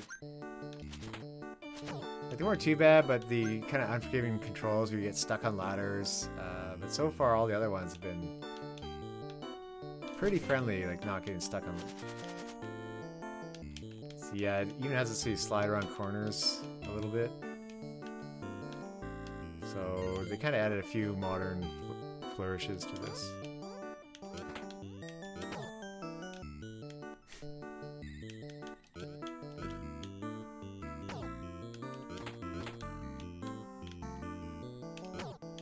I wonder if every enemy turns into that, or they all have different ones.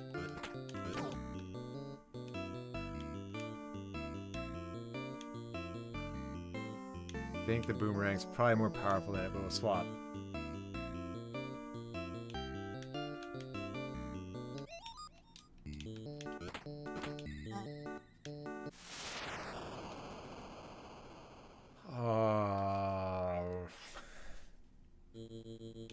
Yeah.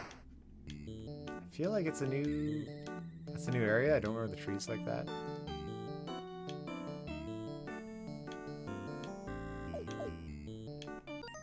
I want to. Okay, let's see if we can get to that upper area. But then I'll hop on to the next game. Try to get through 10 of them today. And Waldart's Journey.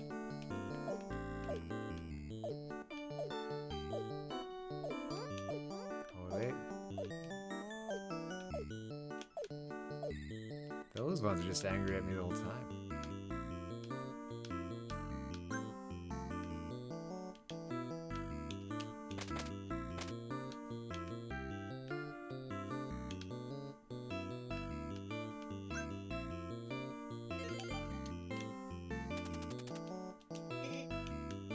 There must be a translator in this game.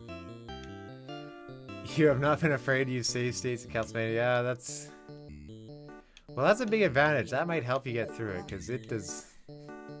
Some of those bosses, like, to go through the whole game and get there again, it is not... It is not a cakewalk. Okay. Tactics. Demolition. That's gotta be a game where you blow up stuff. Let me... I think there's... Like this Porgy game, that's in the trailers a lot.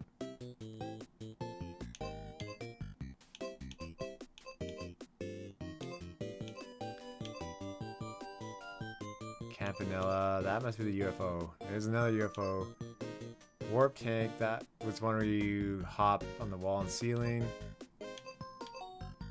There's one that's like a horror game in this.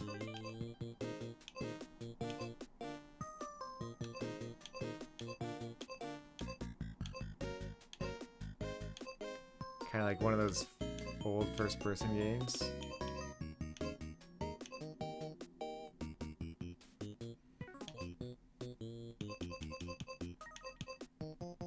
Well, let's try Tactics.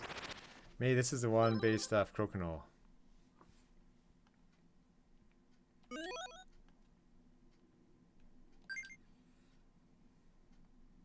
Alright. Nope, this is different.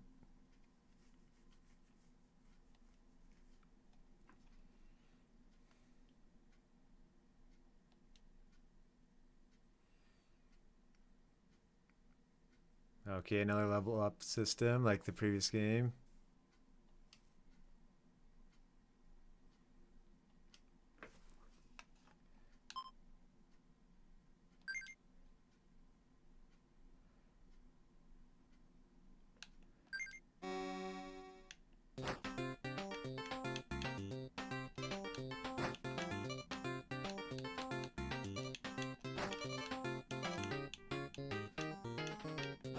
feel like I have to line them all up and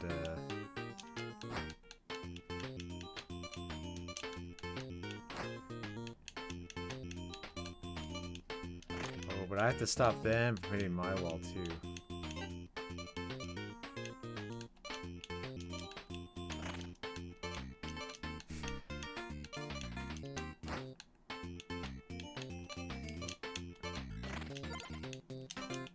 I thought this might be a turn-based one, but nope.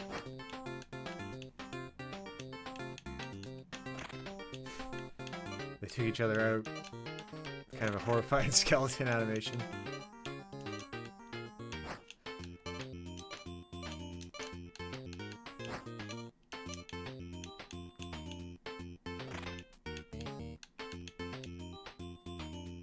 I need someone to be promoted.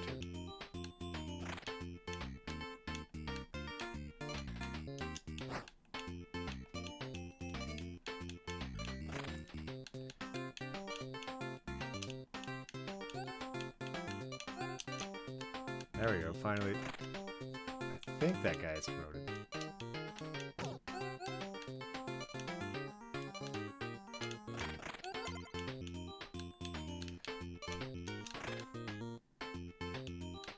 Oh, this isn't good. They took my guys out.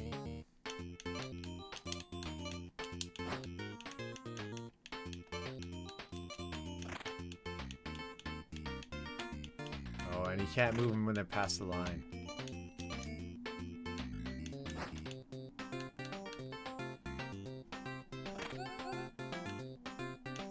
Oh, that was it. I couldn't.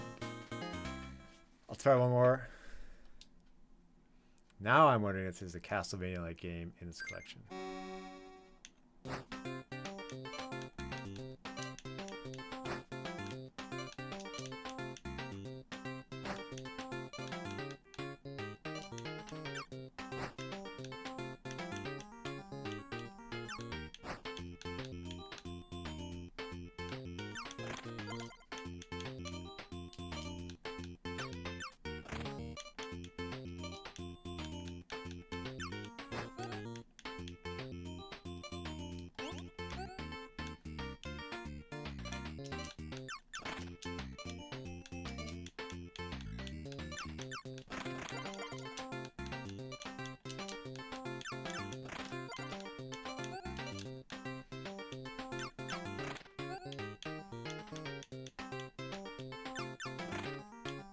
This is not going to be good for my archers.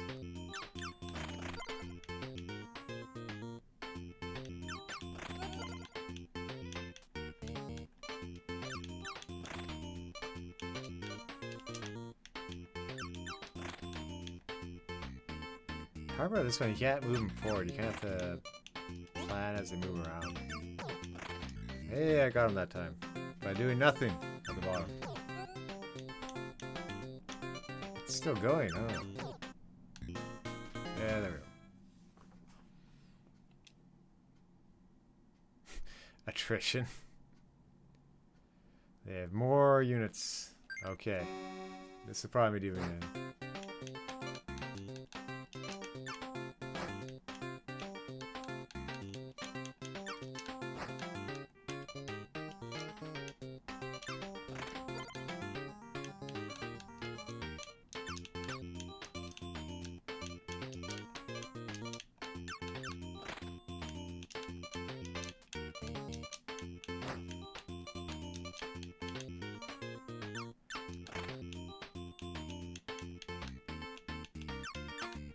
Can't reach that one over the line right now.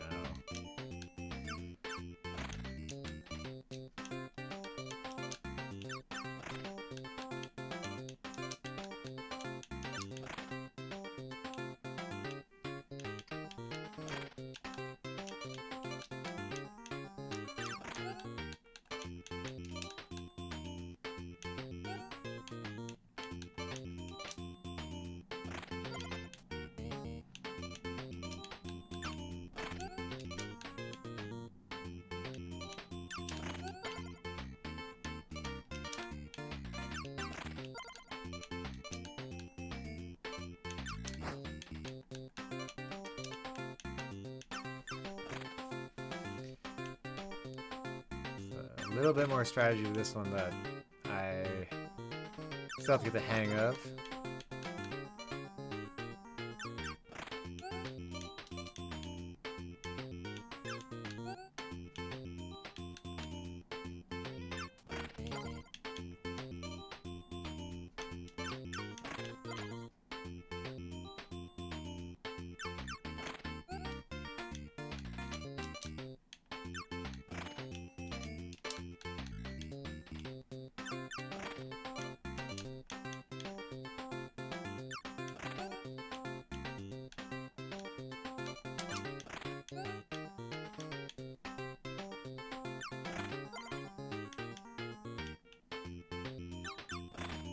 I feel like I'm doing better than I should be on this one.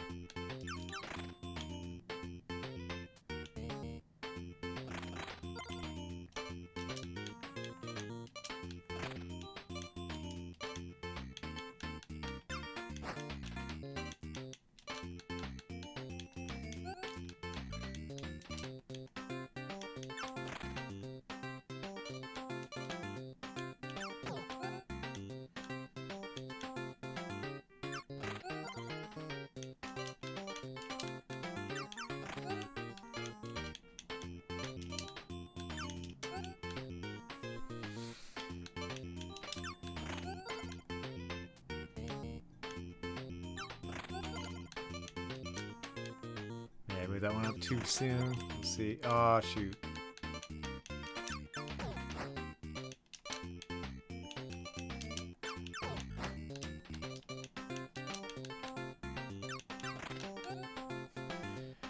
Oh, he had father duties to fill. Yeah, those are most important. I appreciate you dropping by, though. Well, thank you for coming back, too.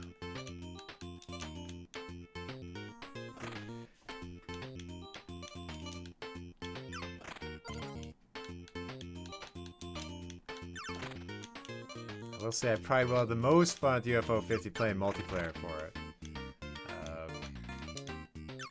Usually, you know, the best gaming moments for me are playing with friends. Oh. You know, it's kind of neat Taxis game. Fire Emblem. Yeah. Fire Emblem, though, that's a bit like Advance Wars, though, isn't it? Just with units. And this one, though, it seems to be real time. It's not, it's kind of turn-based, but each turn has a timer, so... Oh, they got me.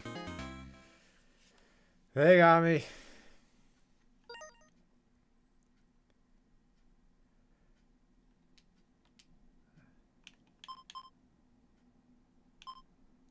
Can I go back? Let's try a survival mode, and then we'll move on to the next game. Oh, we got horses. Looks like we get way more units quicker in this mode.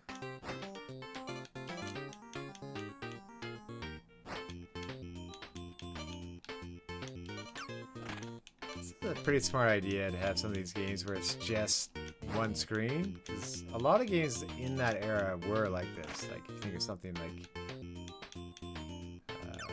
Burger Time, Devil World, Bubble Bobble.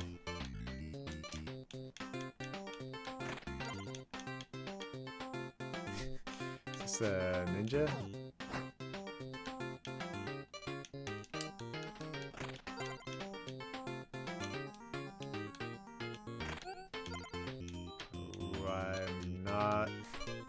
Don't have enough units.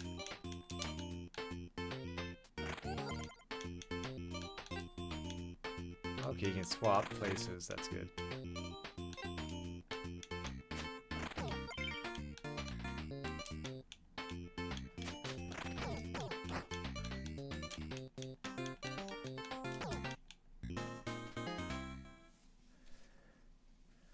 Okay, let's move on to the next game. I like the different modes in that one. Okay, Demolition. That's a frog.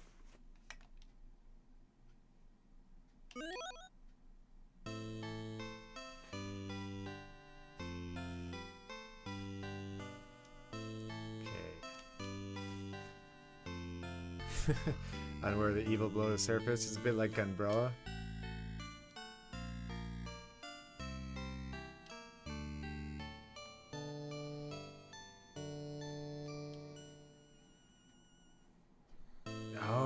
Okay, it's gonna be like a bit like Bomberman. It's gonna be managing to chain reactions together under pressure.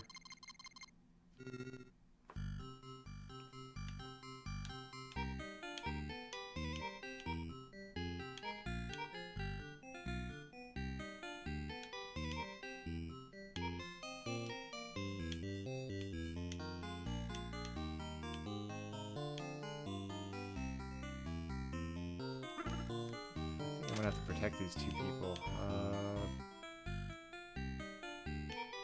So if I get another one near it, I'll probably have a way bigger explosion. Let's see.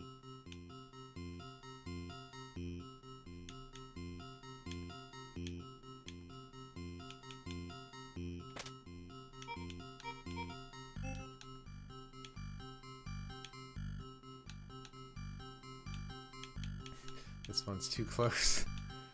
I'll take out that character. I already say I could have done this better.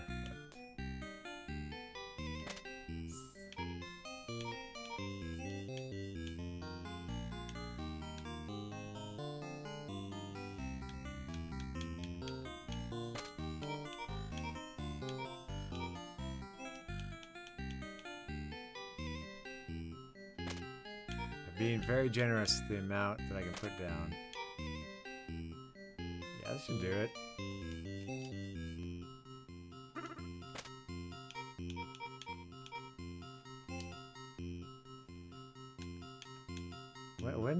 When does it explode?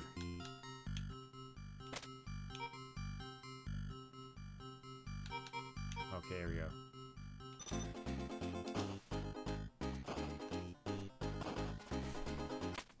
Okay, so not only do I have to line them up and take them all at the same time. Okay. I see why they're giving me so many pieces this time.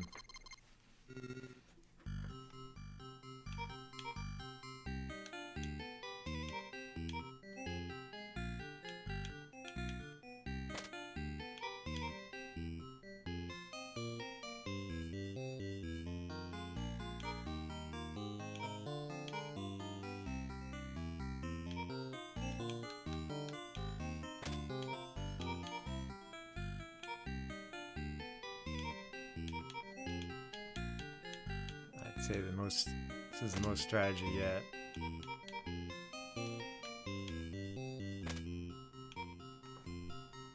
Now I have to chain them all together somehow.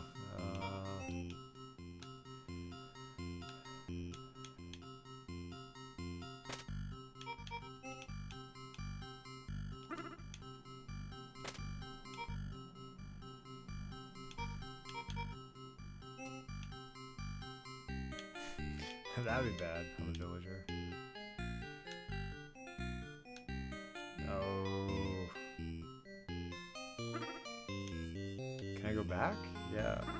Holding cancels. Does this game sort of work like WarioWare?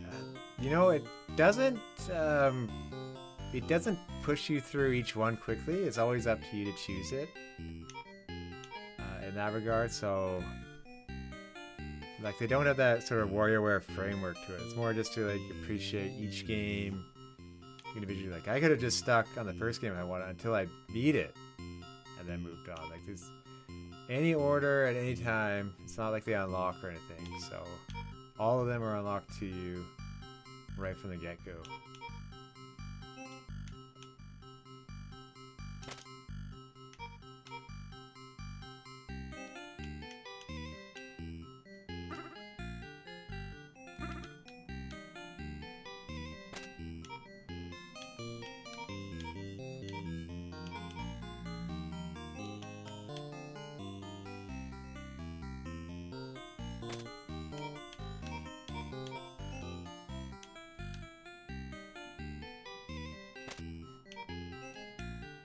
There's just too many pieces at this point.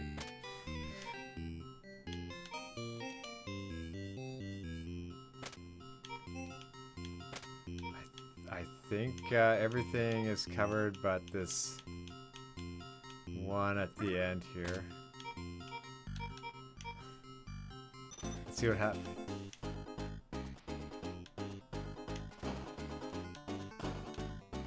Oh no, I didn't want to start at that point. I should have hit the... Well, I got it, but I should have hit the bottom cannon first. That's the thing.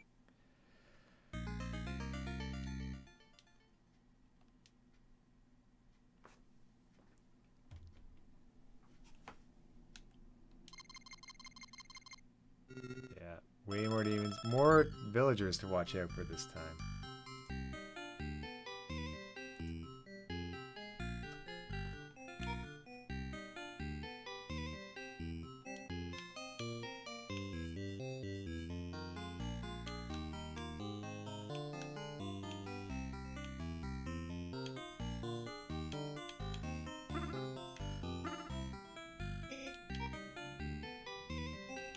This one here is a better spot. Let's...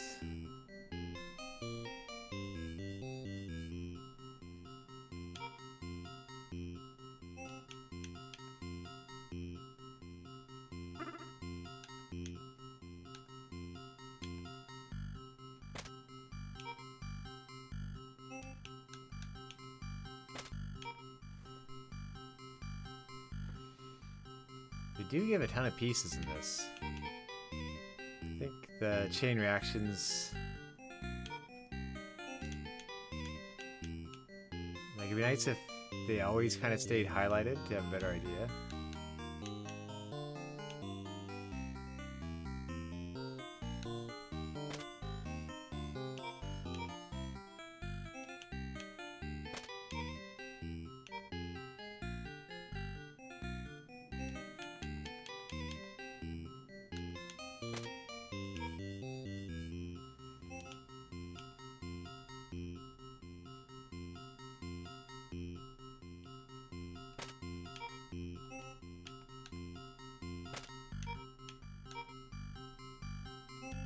Now I gotta make sure they all link. Okay, that should link that. Okay, well, the guy's holding a cross, one guy's holding a plus. That makes it easier. It's a kind of more intuitive way to do it. I feel like I'm missing gaps this time.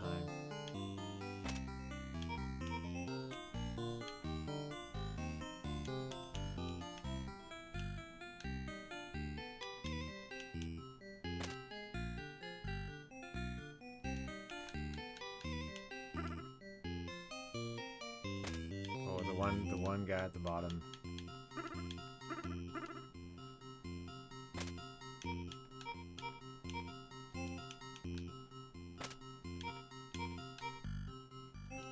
Only one more piece left.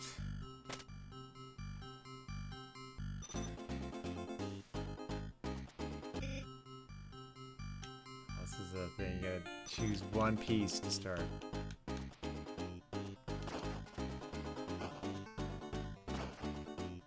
I didn't link enough. Interesting challenge there. But let's do. Are there credits after? You know, I don't know yet. I just started playing it. There's probably credits for the developer, and I think though in the NES era, not as many had credits. They could have fake credits. I want to try Bushido Ball, Waldorf's Journey, and maybe we'll jump to one more. Let me see the name of it. Let's see what it's called. I think it's Night Manor. Was the one in first person. So let's see. Oh, congratulations, being Medusa. So Medusa, is that level 2? So good luck with Frankenstein and the Imp. That's as far as I got to in Castlevania back in the day. Yeah, here it is. Let's try it, then we'll try the other two. And maybe that'll be it for the day. Yeah. There's a level 3 though before Frankenstein's monster and the Imp, I believe. Either that or I never made it that far. Okay, I should have read about this game, but this would be a lot further in the lifespan of the UFO 50 console. Yeah, 1988, so it's jumping many years forward.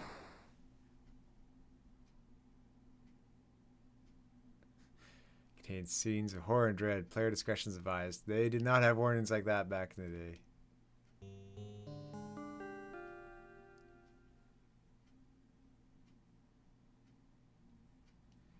Oh, this is like the... what is it? Not The Shining.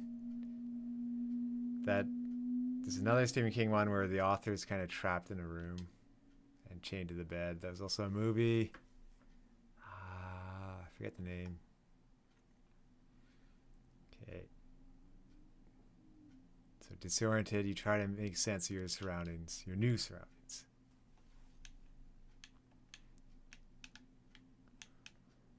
It's kind of like a point and click, but I'll go to new rooms, I'm sure. The only window is boarded up from the other side. How are these scratches? This small and dingy storage room has been repurposed as a holding cell. Years of dirt and grime cling to the walls. This kind of looks like gross food. Yeah, well, this vent. Oxidized metal vent. This light. That'd be creepy if that light went out. How about the attic? What appears to be a closed trapdoor is in the ceiling, just out of reach. That room reminds me of PT. I regret never playing PT. It's like, you know how you just assume, oh, I'll be around forever. No, it was... no, it was not. I think it's been preserved in some way, but... also, hopefully in some of Kojima's new games, they'll have ideas from it. 8-bit version of the first room from PT. You shudder at the realization that you're curled up in this ragged mattress just moments ago. Here's our Halloween-like game. Okay. I can just... oh, you can change and grab something. Oh, it's locked. How this vent? Oh, you still own your digital copy of PT and PS4 Pro. Smart. Okay, we need the spoon, I think, to help pry the vent open.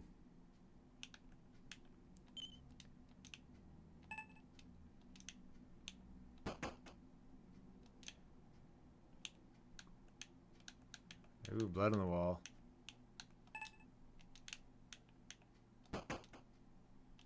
Okay. Yeah. Let me... okay, now I can choose...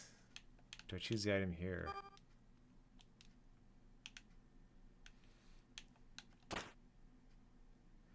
That is too small of an event to go through. That would be horrifying. Okay. This is obviously a lockpick.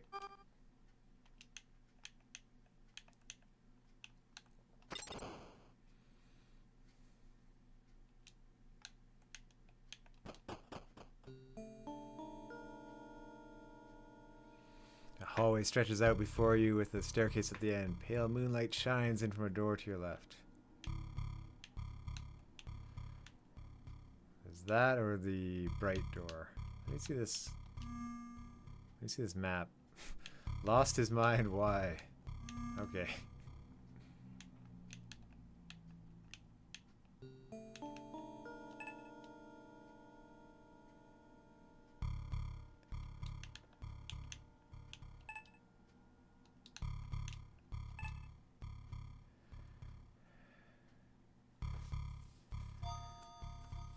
Okay, it's so much fun playing PT, but it's intimidating without even thinking about it. Without a doubt, the scariest game you've ever played. Well, that sounds about right for what I've heard about it. I would say scary games I remember, Resident Evil 7 in VR. That was super scary. I wanted to like back out of the chair and like going forwards like, and that was just playing the first couple hours. And I guess also in VR, Half-Life Alyx, the Jeff chapter. That was super scary. At times, not the whole thing. Probably I'm too chicken to play many scary games.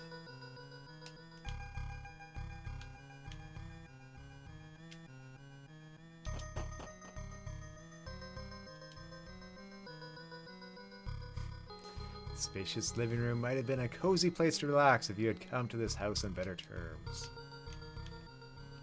See the photo here.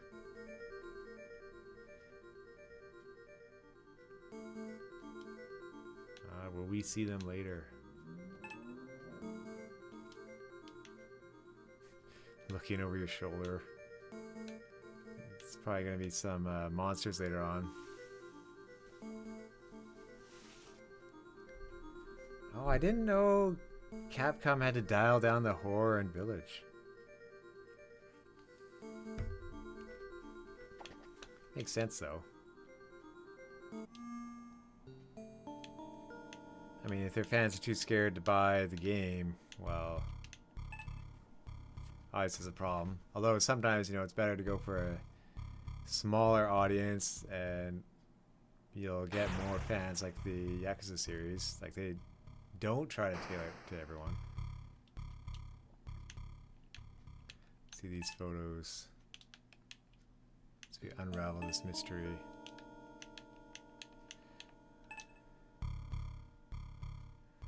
Okay, vines are trapping us in.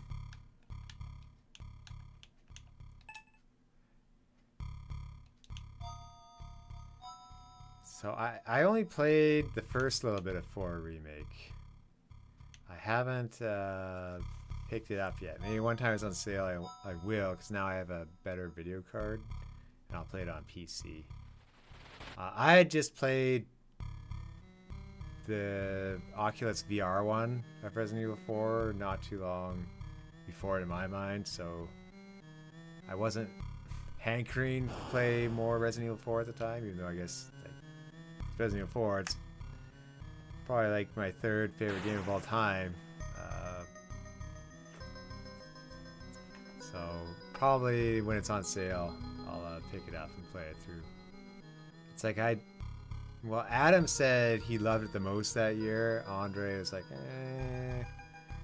And like Andre coming more from playing the original Resident Evil 4, kind of like trusted his judgment on that one. Yeah, you can never have too much Resident Evil 4. It'd be awesome if they made like a multiplayer mercenaries mode.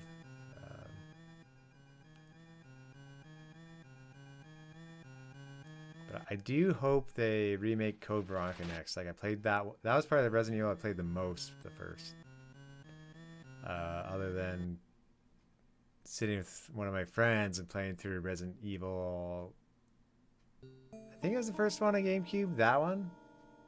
So, oh, you prefer the combat of the remake over the original. Curious. I met at Bit Summit. He's working on an indie game now, but he did the programming for the Krauser boss fight in remake. So okay, Capcom stated they are remaking Veronica right now. Oh, very good. Smart choice. Like, not many people played that one and they'd be curious about it, I think.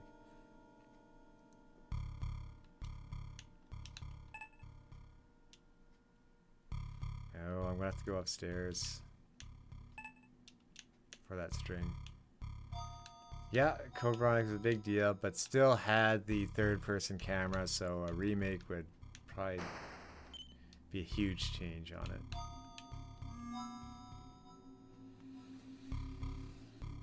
Oh,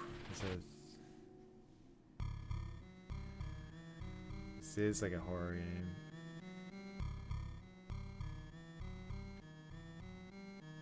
There's gonna be a T in this building.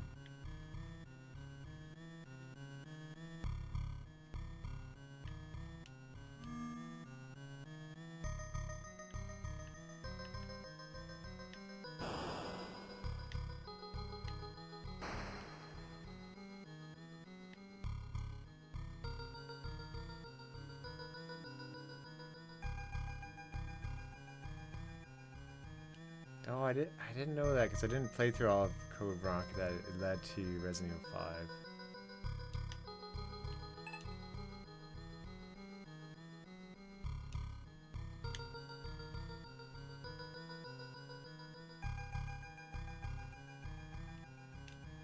Can I walk backwards? Yes.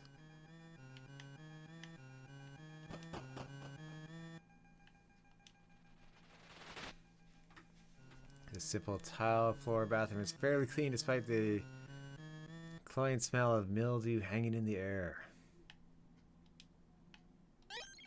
Ooh. A rotten person. I don't know if I want to touch that. I'll just look. It's a mummy. Yeah. It's got a ring though. That ring's probably important.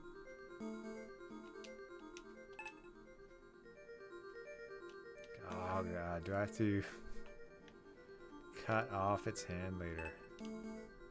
Yeah. Yeah. Ugh. Oh no, you're not giving me much hope for Castlevania if you're saying it's tough with save states. A lot more patience back in the day just to replay games endlessly.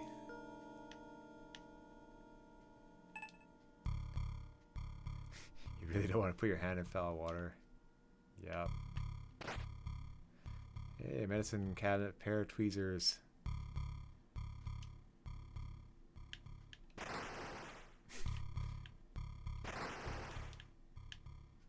Nice touch of these. Looks like mushrooms behind it. Alright, we know we have to get that ring at some point.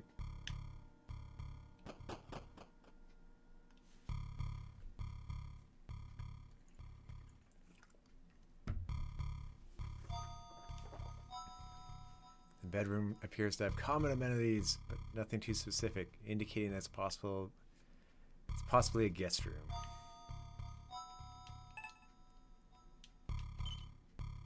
Another journal entry and tweezers.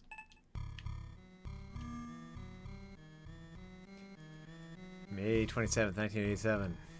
Things have been tense with Cheryl since losing my job with the firm. I had to calmly explain to her that our financial situation is not in jeopardy and that she can continue working on her fashion design projects without having to worry about anything. I'm still pretty irritated, so I think I'm going to try a cup of that relaxation tea now. That tea might have some after effects.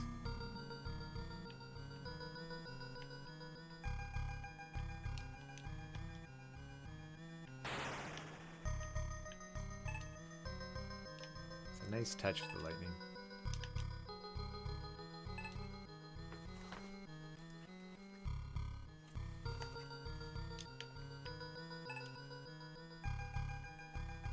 Okay.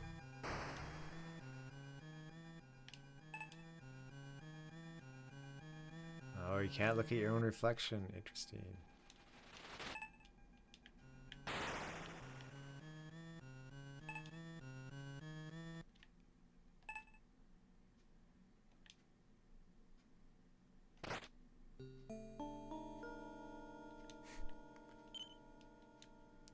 I have a hook now with it's rusty or has blood on it.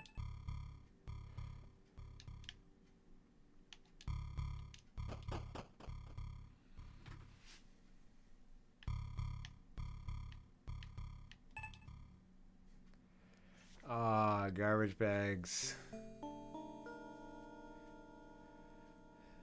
That would be gross, an old torn up house.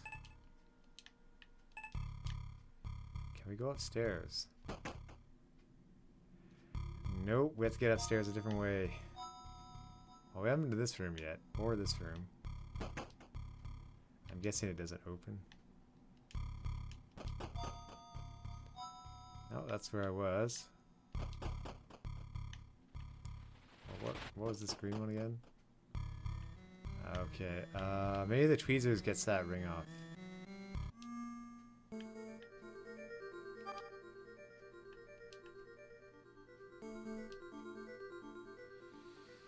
Nope, tweezers don't work. I don't think this hook will this hook won't work, but who knows? Yeah, nothing.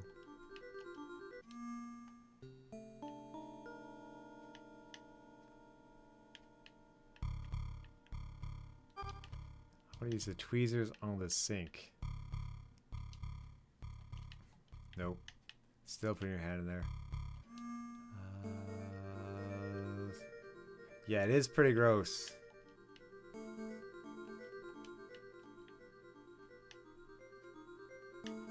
We have to get that ring somehow, but I'm gonna explore the other room a bit. And I'll probably hop to another game. This will only take some thinking. Okay.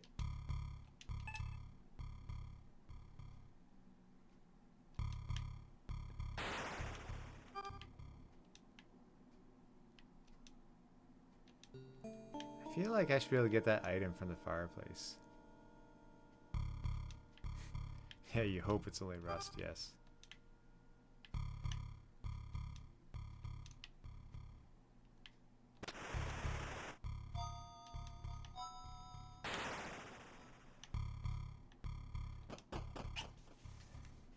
Okay, whole new area. This will let me get that thing from the fireplace.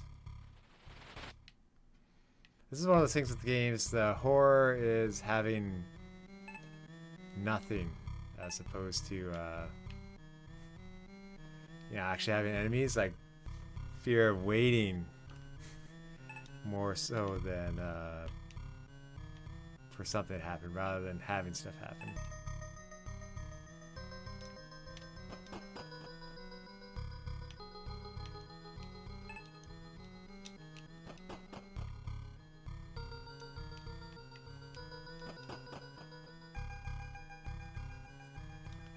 I haven't played Spencer's Mansion. Yeah, it's the type of game I didn't play that much of, so it's kind of a unique, newer experience for me.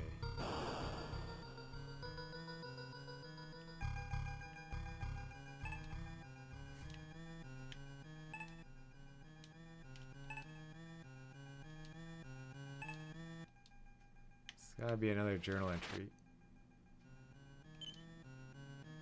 Oh, it's a mansion you enter in RA1. Yeah. Yeah, I do remember the GameCube one of that.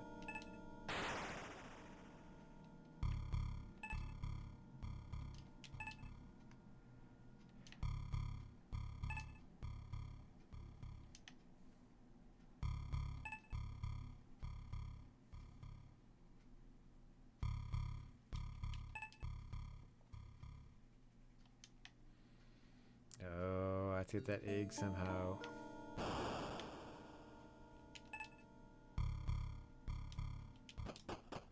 This kitchen's gonna be gross.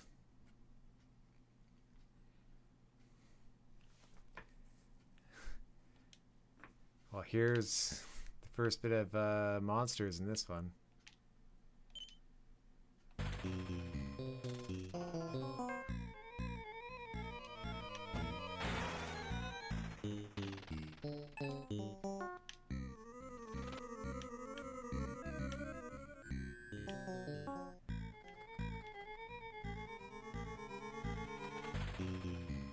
Oh yeah, the Capcom 7 with... Oh, there's definitely a time limit here.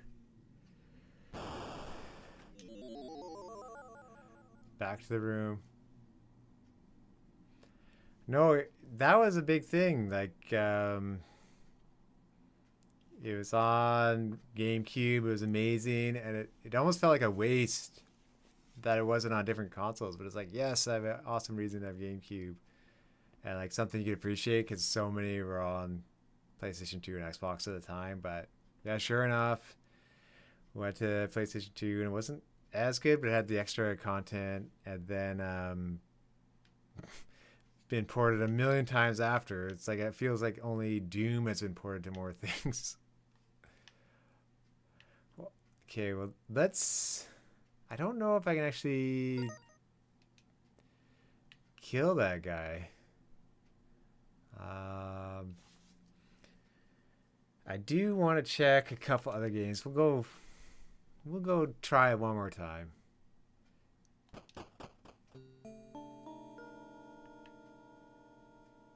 Can't go up the stairs.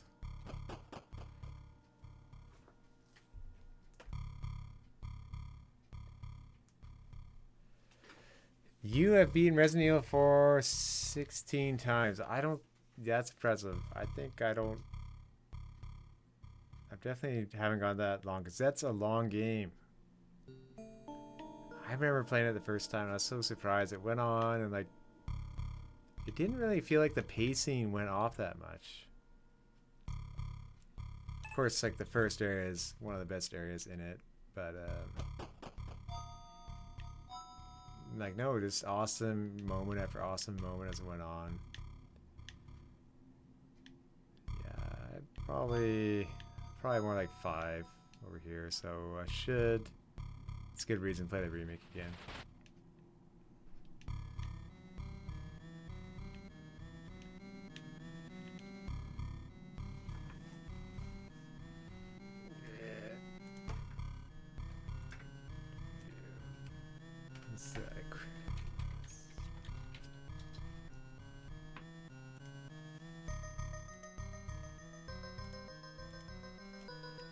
Play new RE4 New Game Plus with maxed out weapons really makes it go quickly. Yeah, that's a good idea.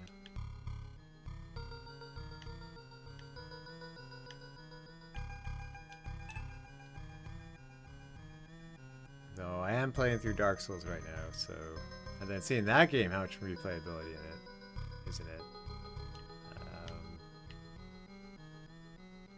Pretty impressed. The guy missed out on Dark Souls in the day because I played Demon Souls a bit, and I think my friend and I were like playing it and we kind of hopped off, and then probably stuff like getting married and stuff at the time is why I ended up not playing Dark Souls, but loving it right now.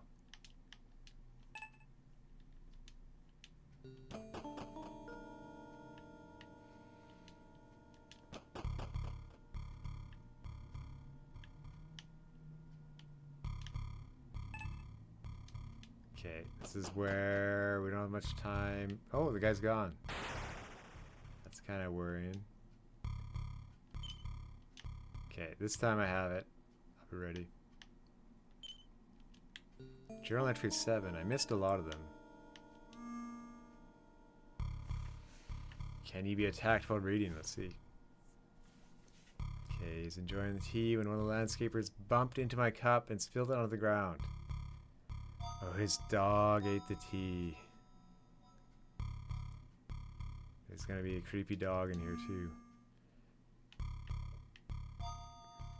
Maybe all the enemies are just the family, kind of like Resident Evil 7.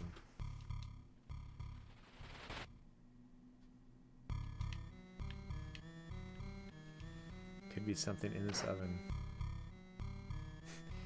Charred remains of a turkey. At least that's what you hope it is. Yeah. Don't wanna. Yeah. It's just the thought of the smell and stuff is pretty bad. Okay. Took drain cleaner. That I can use in the bathroom now. That was. Oh no. I love how the cursor shakes.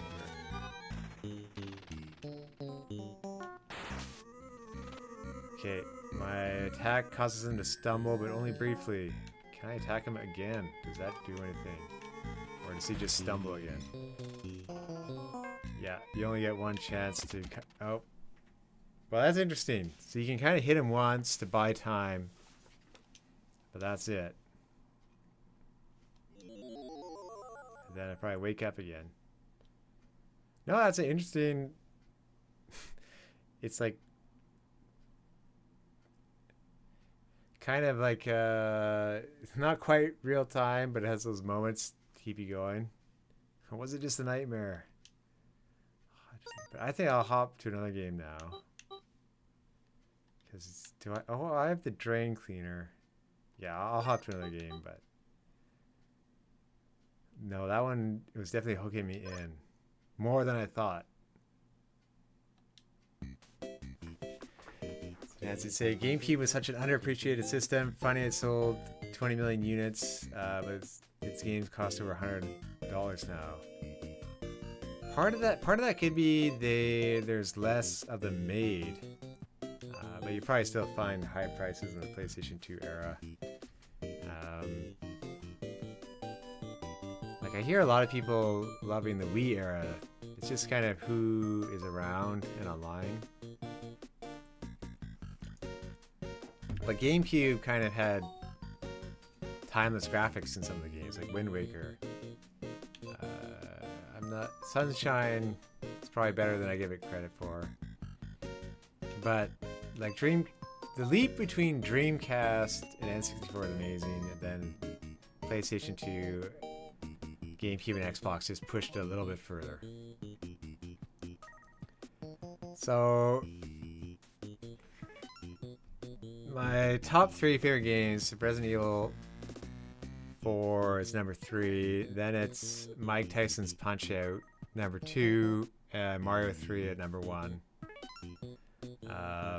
Those are my top 3. Although, like, I probably play Mario Kart Double Dash and the Mario Kart series in general, like, way more than I give credit for. Those would be like number 4.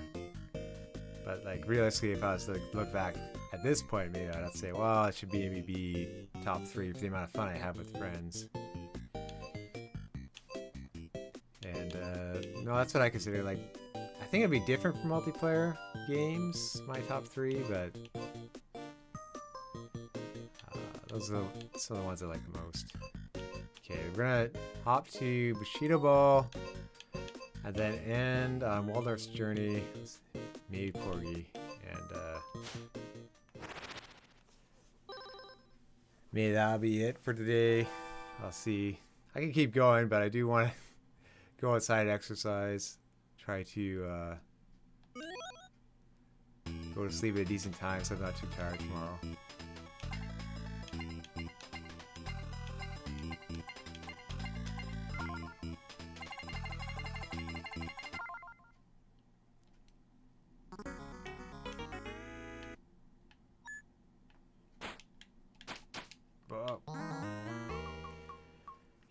Okay, you can never pass Sandman and Punch-Out. Well, you do know the trick to him, though, to punch his gut after the first face punch. And, I guess, what are you playing it on? Are you emulating Punch-Out, or are you playing it... Or are you playing it on, like, on a... HD TV these days, where you'd have the input lag? Or... Because the input lag... I find after Sodok Papinski is too much. So you're playing on NES. That's just going to be a practicing, but if you've... I think just watch some Sandman being beaten. I'll probably give you a few tips. Yeah, NES on CRT, so you're all set in that regard. Just watch some people play through it, and I find him... He's easier than Super Macho Man after it. So. Okay, it seems like everyone has a unique ability. I have a roll. This guy has a... This guy got a chain to grab it. Each one has a special power.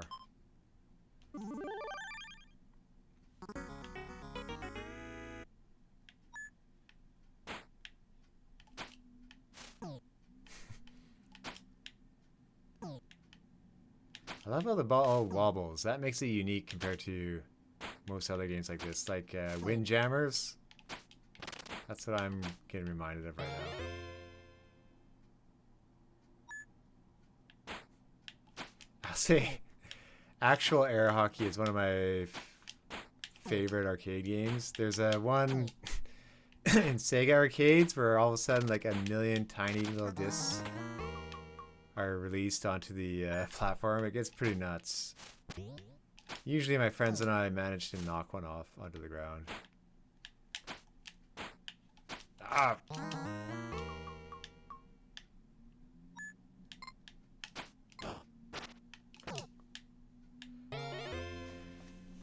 It's almost like a Mario sports game, changing the dynamics of the ball, like Mario Baseball.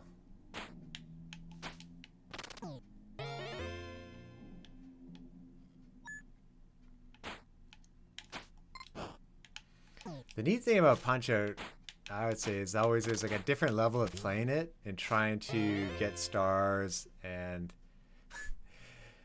hit enemies like in that brief window of time before they're ready. Like I know a bunch of them just from playing it so much for the years, but to see how there's even more that I had no idea about when I was watching like Summoning Assault is it kind of makes it special. Like games like Downwall where there's kind of two ways to play it.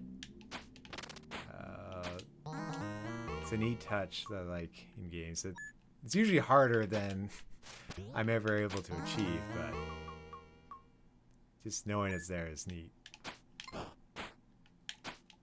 So the funny thing about Punch-Out for me is that when I was a kid and playing with friends, we never got past the first ball bowl because we didn't know during his bowl charge to punch him in the gut. So when I finally accidentally gut punched him on a bull charge, just trying stuff. Because I think I was trying star punches and whatnot. Then it's like the whole game opened up, and I basically got to Mike Tyson right away, and then hit that wall. Okay, Yamada, he seems tougher. Need different arena. Oh no, trying to get a drink here. Saved by the pause.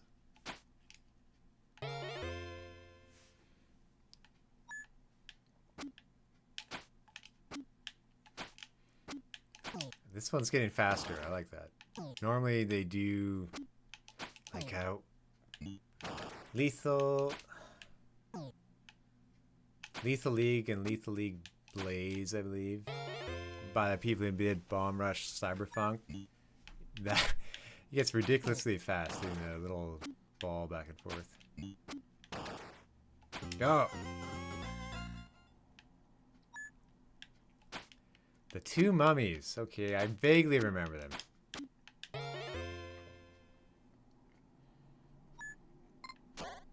Whoa!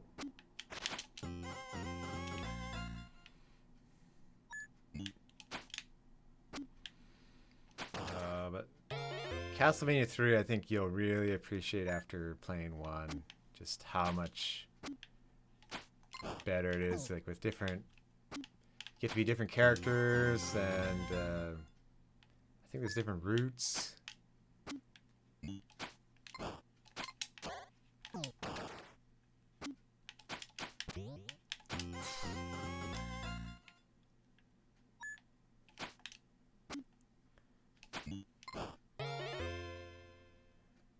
And hopefully you get to Symphony of the Night later. Especially for its one mind-blowing moment.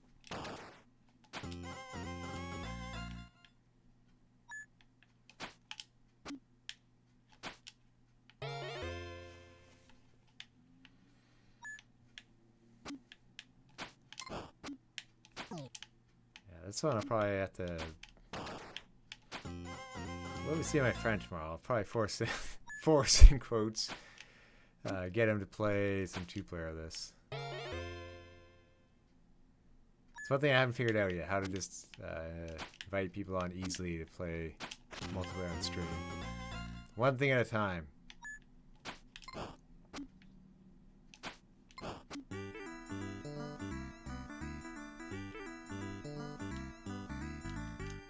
That one was close, but it felt easier.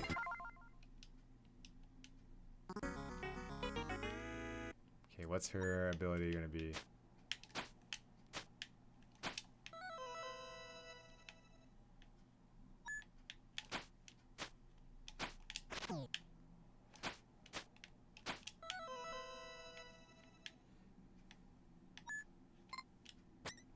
Go!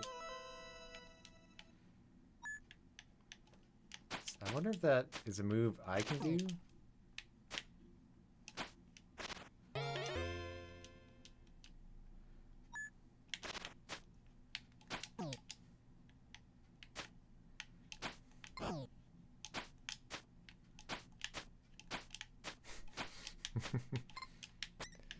Ah.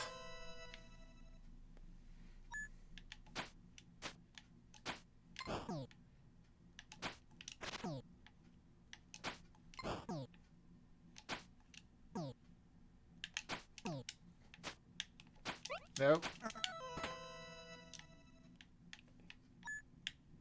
If you hit a slow one and then stun the... Oh, they can hit those back too. That's like... That would be crazy during multiplayer with a person. I think probably I don't press the direction I'll fire out. Nope. Maybe I pick that up. Yeah, now I have it. I think. Let's see.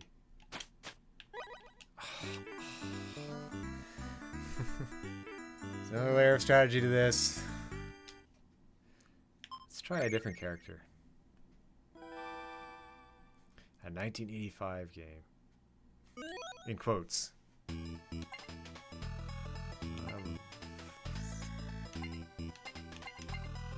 Let's try Chiomi.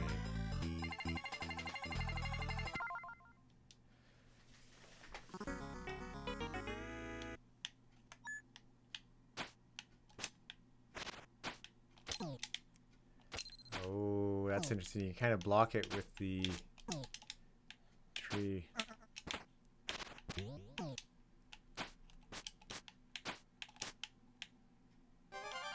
I like this. It's a very different ability. Oh.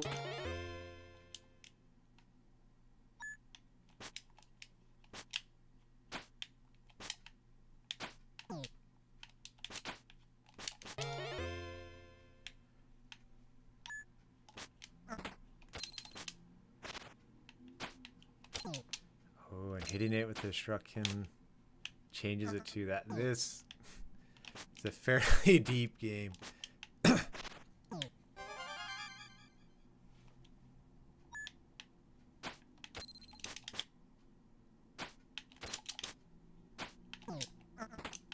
No. Yeah, he did it to me. I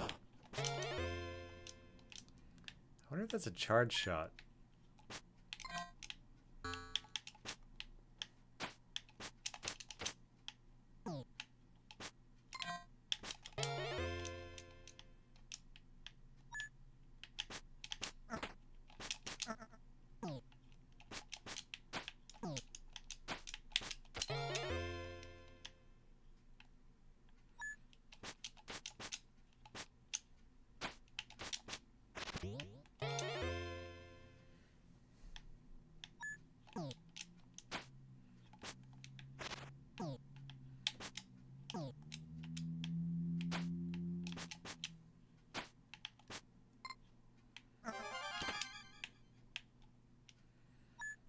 That's interesting. Holding the attack seemed to do something else there.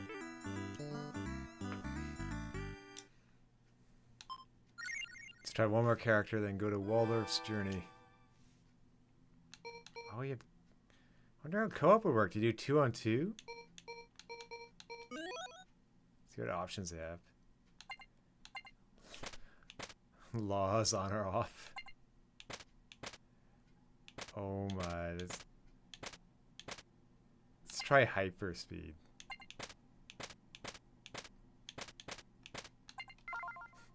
This is gonna be, it's gonna be rough.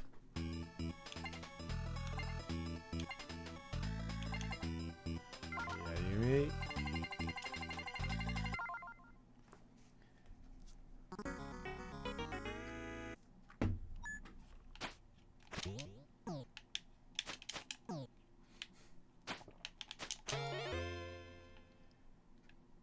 Less time for strategy here. Whoa. I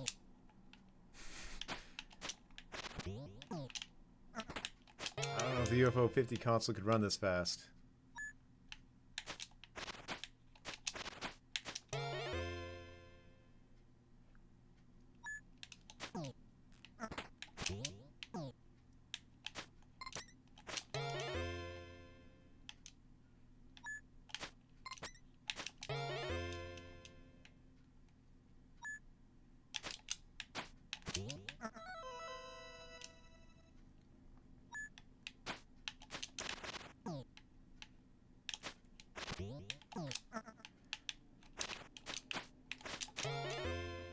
Ah.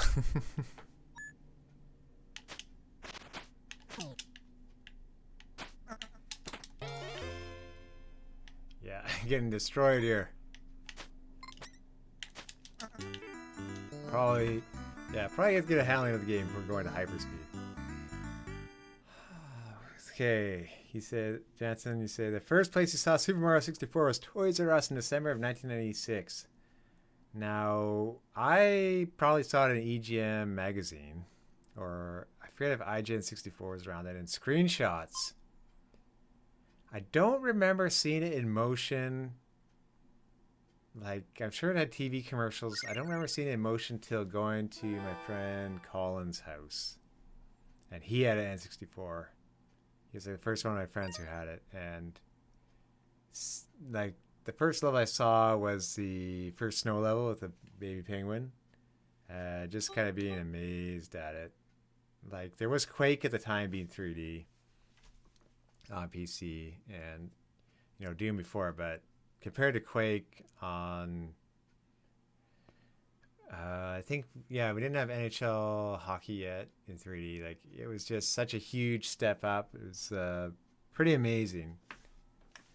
And from that point, I think eventually I saved all my money I had at the time, and after our birthday, like getting a combination of like a paper route, savings, and birthday money, I bought N64 and Mario. I bought Mario Kart 64 first because that would last the longest. So I had, my dad bought a 486. So we were able to play Doom on that. And I got the shareware one first, and I bought Ultimate Doom. And Doom was super hard as a kid.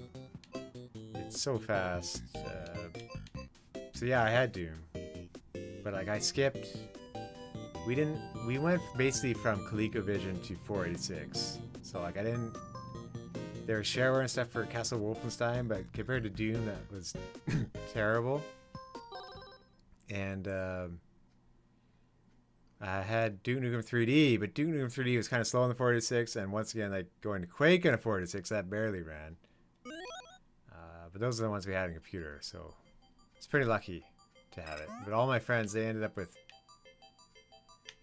Pentium computers. Yeah, Wolfenstein came up first because Wolfenstein has all these straight hallways and like only one height. Well, Doom has multiple heights and angled walls and stuff. Okay, this is Waldorf's Journey. This is the one I remember the most out of UFO 50 from playing at PAX. Although that was a two-player mode. This is single-player mode. It's not quite the same. It's like bouncing other players off. Oh, that was lucky. Can I hit this enemy? Does it help me? I think I've run out of food and energy. Nope. Okay. I don't. This is like gambling to see if I can land on something this way. But you can kind of float a bit, but it uses energy.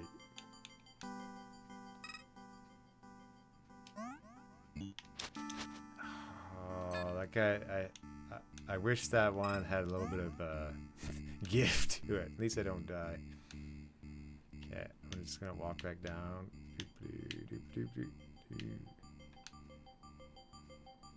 I appreciate you can look down in this game.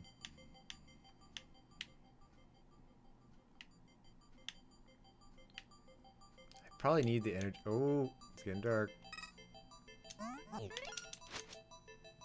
I'm right back to where I started, unfortunately. The fun thing about Doom 2 is getting to make levels for it, although I was never that good at it. Because a lot of it, you get long, and I found out later these are level editors just made by random people, not what id Software used, so they would crash a lot.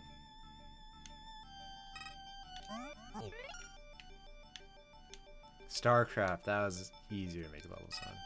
Because I think that was an official level editor. Oh no, what's this guy? I got the checkpoint with the puffin. But hitting is kind of what you can do in multiplayer. Oh, it just floats me. Okay. Oh, that was around energy, but that was a good one. Okay, go back to sleep. Yes. And that was 11% of the game right there.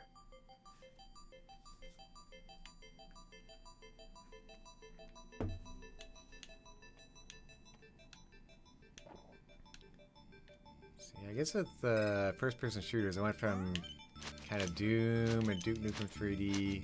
We had more luck making levels of Duke Nukem 3D.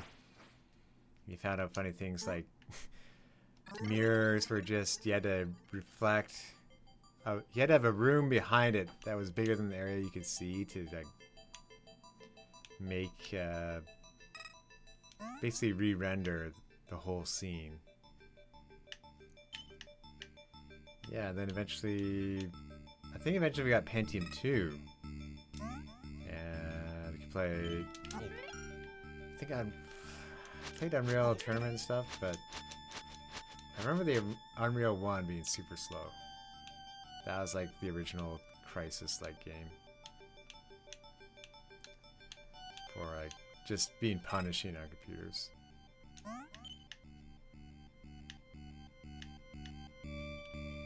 No, Unreal Tournament 2003, and Quake 3. Those are great.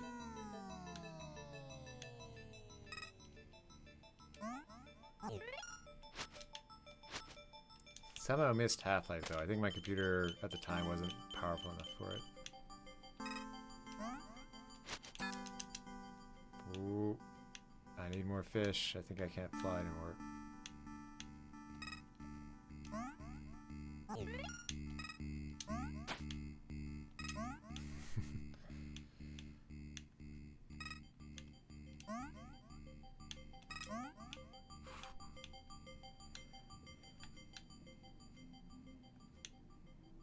Well, I'm just gonna have to launch myself and see what happens. That was too much. Nice that the weather vane moves. Okay, this is a checkpoint. If I fall... Oh, okay. Oh, you have an item shop.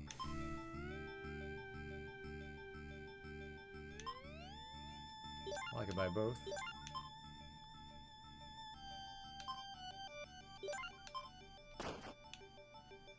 How do I use the items?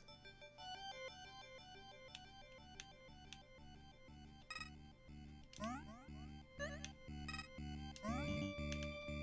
no. I got greedy there. 41%, not bad.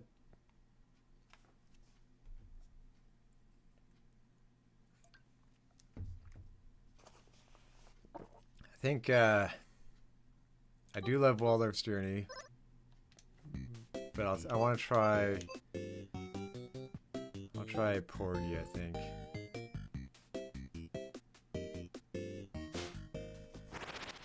Maybe this will be it.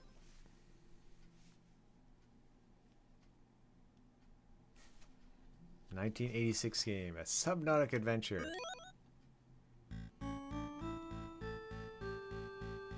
Okay, Yoshimi is a marine biologist. One day she noticed something strange. The animals of the ocean are acting very aggressively towards her. Okay, obviously some cause. Quickly return to the research station to report her findings. Yeah. Yoshimi knew she needed to understand why the animals were acting this way. And yes, googly eyes on the submarine. She equipped her new submarine port gear with stun torpedoes and set out. Okay, yeah. Together they'll get to the bottom of this mystery.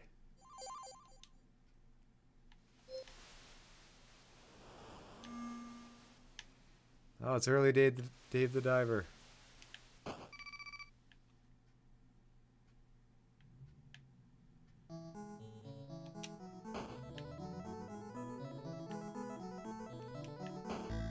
You're a marine biologist, but you're actually hurting the fish to find out the cause of this.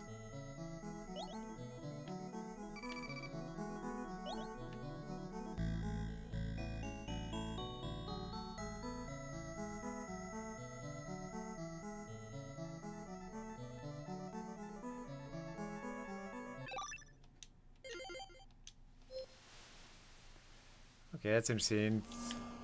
To head back to base to get upgrades. I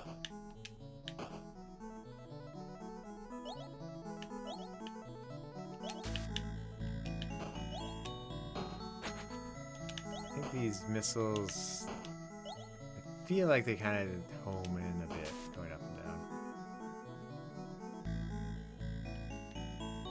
Probably fuel is the main thing. Not, it doesn't look like I get hurt.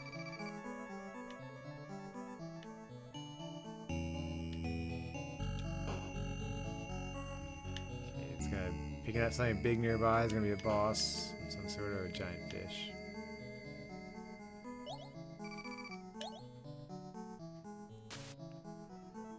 Do I have to go all the way back? Whoa. Yeah.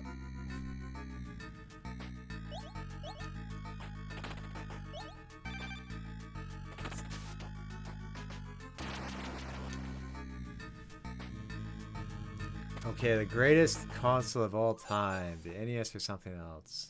Ooh.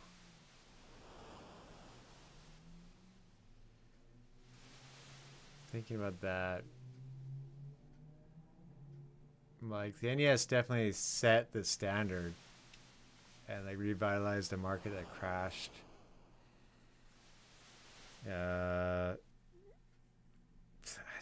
It's tough. Like, NES, like, you'd have to give credit to PlayStation 2 for expanding the reach of 3D games so much.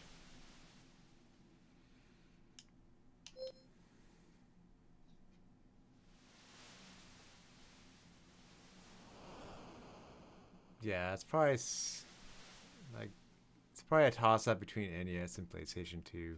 But Switch right now, like looking back, Switch could be one of the great ones for also making, you know, combining portable gaming and gaming at home together for Nintendo, and having so many games and lasting so long, like an NES-like lifespan. Just the power isn't there, which of course isn't needed, but it's nice. So yeah, Pete's. So PS1 with its insane library of RPGs is a top contender. Yeah, I can see that. PS1 had a ton of innovation on it too, like a lot of games left. So Pizza Tower is, I find, tough, and I do like Anton Blast's demo a bit more, and in terms of handling, but I'll probably have to revisit Pizza Tower. It's I remember the bosses just getting stuck on some of those, so. I love the zany art style and creativity in Pizza Tower, though.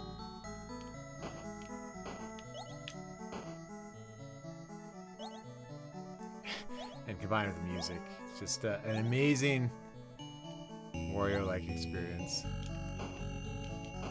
Okay, there must be a gun upgrade, which is up here, and then I can get those crates. Or that one up there. So, not gonna push my luck for the shark. I'll go on. Oh, jeez. It's quicker. Anytime they say she warrants, that's a shark going to attack. Okay, and getting attack costs fuel.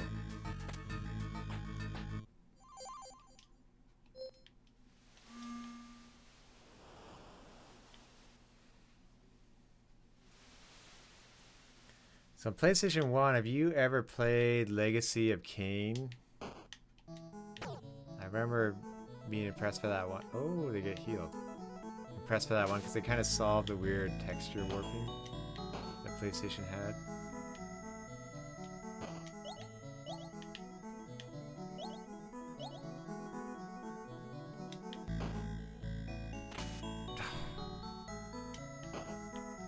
I was Warren, he was looking at me. And none of my friends had the Crash Team Racing. That's one I wish I played. My cousin had it, and we played games like Blasto. I forget the other one he had. Like, I think we played a bit of Tomb Raider. I had PlayStation later, and I played mostly Dance Dance Revolution on it. Although I had like the different Final Fantasies with it. I played a bunch of 7. Okay, you missed Legacy of Kain, Soul Reaver. Okay, Soul Reaver I think is the one I'm talking about. That I meant.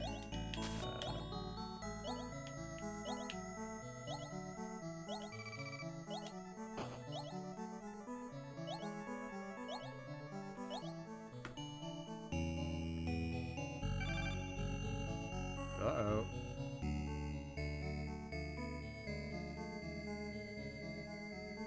I might not make it back. Nope.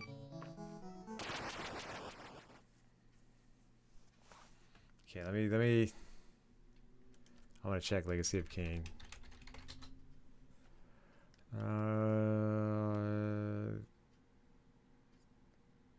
So it did come out on PlayStation, but yeah, it did come out on Xbox, Dreamcast, and a bunch of things after. It's even on GameCube, it says.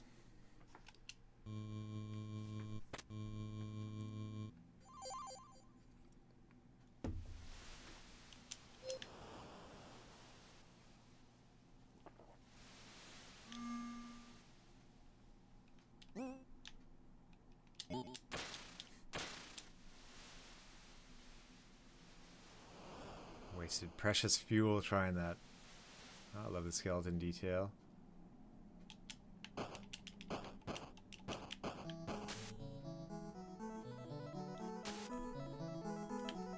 Okay, a Soul Reaver remake would be spectacular. I think they were doing something with that comic, I believe, when I was listening to a No Clip podcast. And they had made a huge amount of money from this comic Kickstarter. Let's hope I can refuel just by going back to base. Yeah, this is an interesting hook, having to constantly go back. Okay, you think Zelda Echoes of Wisdom will get a 95? I will guess 86. I think we'll find the dungeons or something won't be that good, and the game will get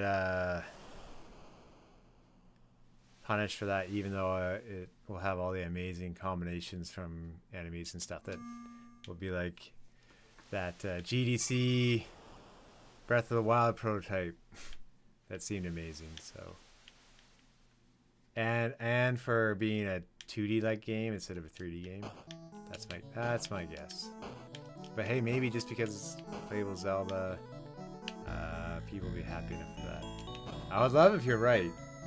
Yes, 95 because of Zelda in the title. Like, what that and playing as Zelda, which is what people wanted.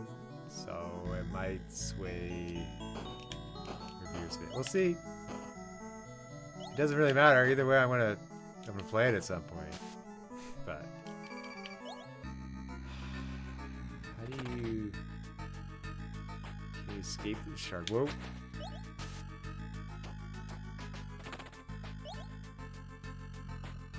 The shark can only move in straight lines. Maybe.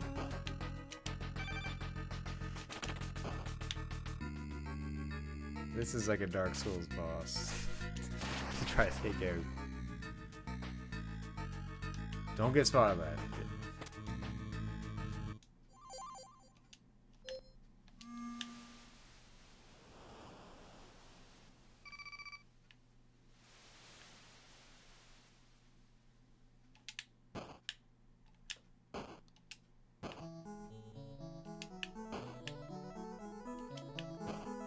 So next week, if I do another one of these, I'm considering if I have thought of playing retro games, but there's so many indie games I like to keep up with that I'll probably stick with another indie game. Like this one is very much retro. Yeah, I don't know if I could do more of this, but I'll probably check another one from my library, like, or do a couple. So obviously this is fun, bouncing around to different ones.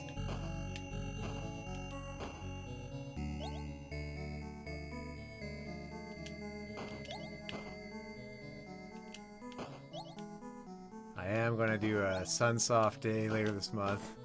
Just my friend coming over because he lent me the CRT TV. And he's missed out on a lot of the Sunsoft games, so don't know. Like Euphoria. I'm trying to think, is that the same as Hibarake? Like I have the Japanese ones of these. I had Blaster Master and regular NES, but I don't think I have enough Famicom.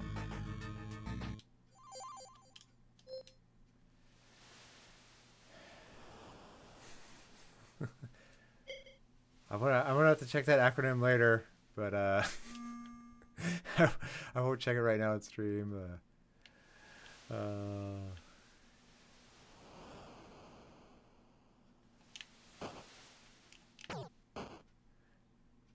That could be Link.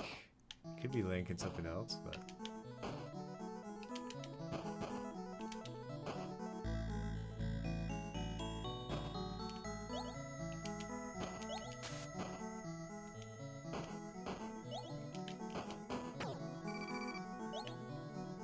Okay, is the shark coming behind me or is it in front?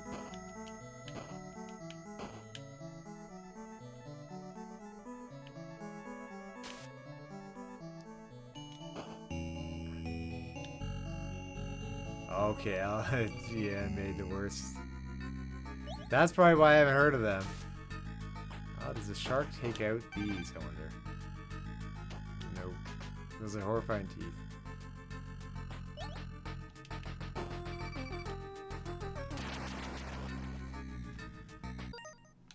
Okay, well that is a tough one. I think they make it...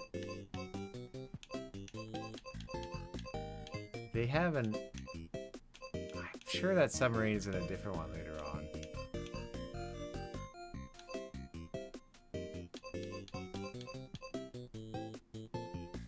Onion delivery, that's fine.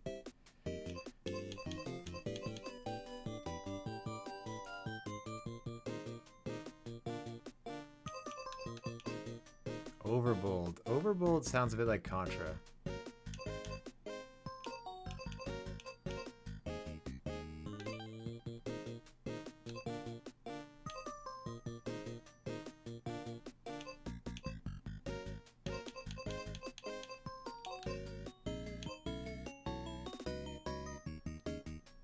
I think this one, that kind of looks like a disc. Okay, Lords of Disconia. Let's stop on this. This is the Crokinole-like one, I think.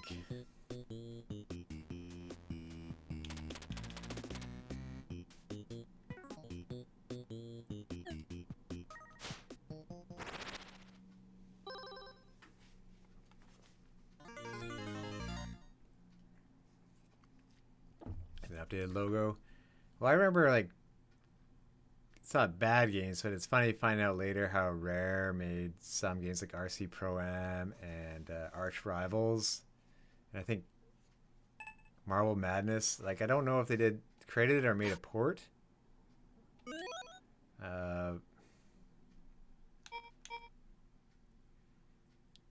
Just play a match.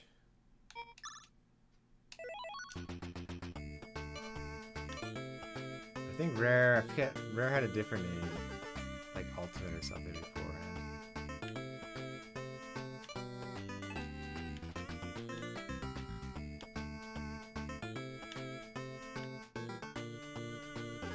Don't think this disc will move this. No, it kind of did.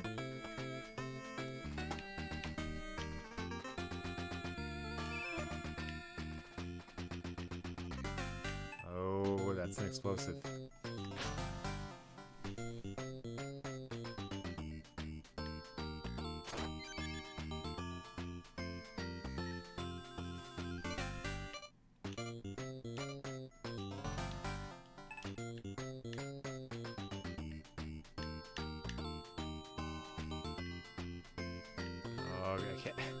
I can't unselect him, darn it, but I can take out this guy.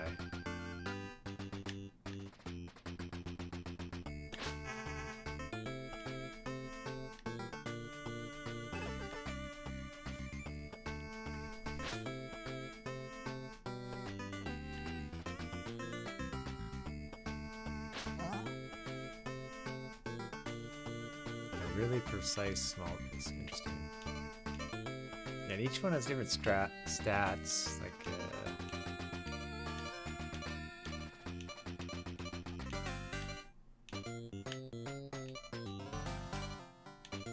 I can't choose a big one right now, interesting. Can I bump? Let's see if I can bump my disc into other discs. Only a little.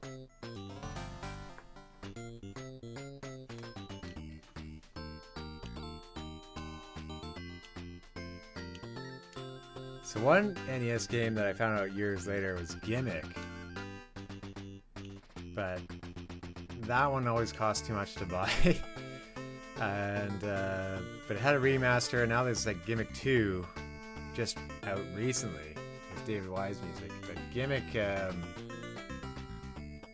found that really tough to play, even with save states and rewind. There's a lot of momentum in Gimmick. As a platformer, and you have a star that you throw and bounce on top of your head. I think Euphoria is more my cup of tea.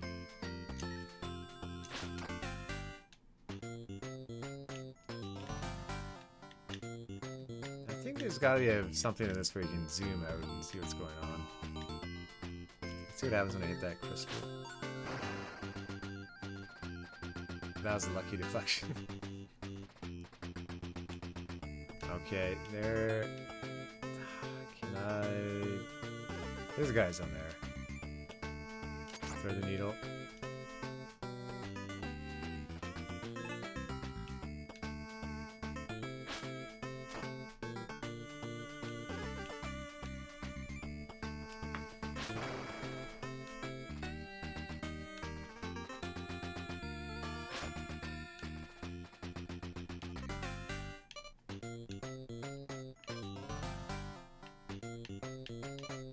If I want to bother with that little disc things. Take that one out. Oh, did I hit my own disc? Maybe. Shot cancel and lose my turn. Come on.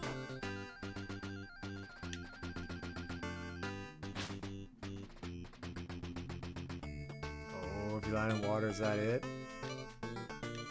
You lose a whole giant disc in water.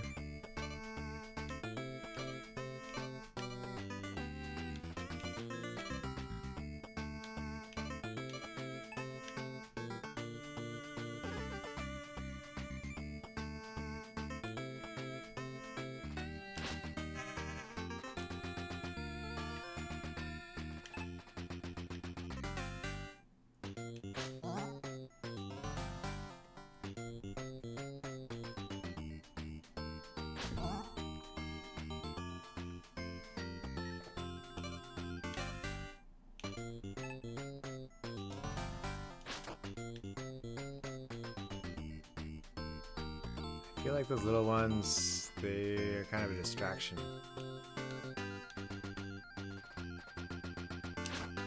Like maybe it doesn't matter to hit those at all.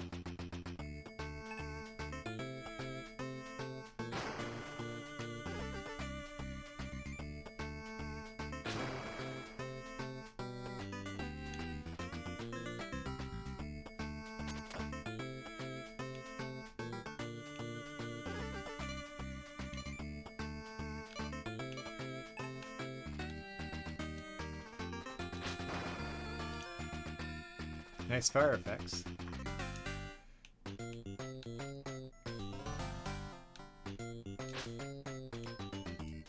Uh-oh. I've yet to feel the wrath of one of their big discs. But yeah, I got a chance here. Oh, it's too close to use. I bet I can bounce it off the wall. It's true. Oh, nope, maybe not. Yeah, we'll try this. Yep.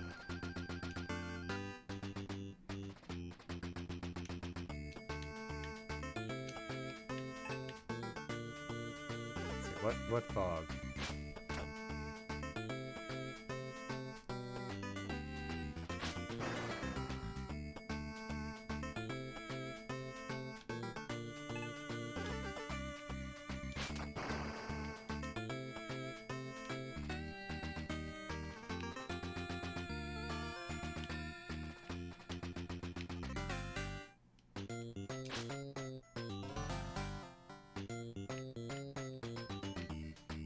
Where's that guy? Let's have a miracle shot. Nope.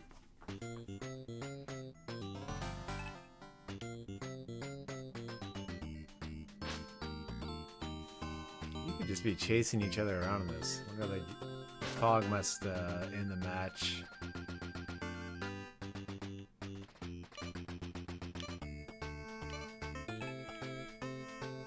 Let's try to take out this guy.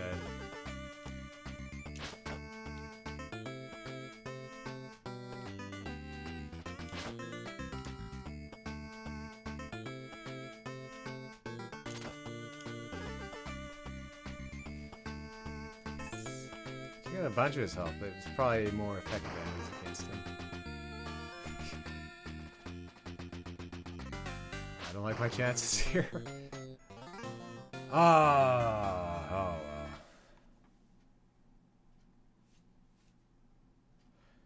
Well, I think that'll end it for today. It's been... I think I managed to go for over 3 hours. I get some exercise in the evening. No, thank you everyone else for watching, especially Jansen. Thanks for sticking around for so long. Good luck with Castlevania. And yeah, next week probably I'll come back with a different game, depending on what's out, or like another one from my library that I wanted to visit. Do like a combo maybe. And probably be streaming Harpoon Development again on Tuesday. Try to be consistent with that. That's the most important part. But yeah, no, thanks so much. I guess some of my friends in the Carpoon Discord. You beat Frankenstein? Oh, I'm jealous of Frankenstein's monster. Congratulations, perfect timing just before I ended the stream. You have now gone further than I ever have in Castlevania. Good luck with the rest of the way, although I know watching some speed runs on it that Dracula is even harder. So good luck, Jansen. Until next time, everyone. Bye. Try to be around in a similar schedule. Take care.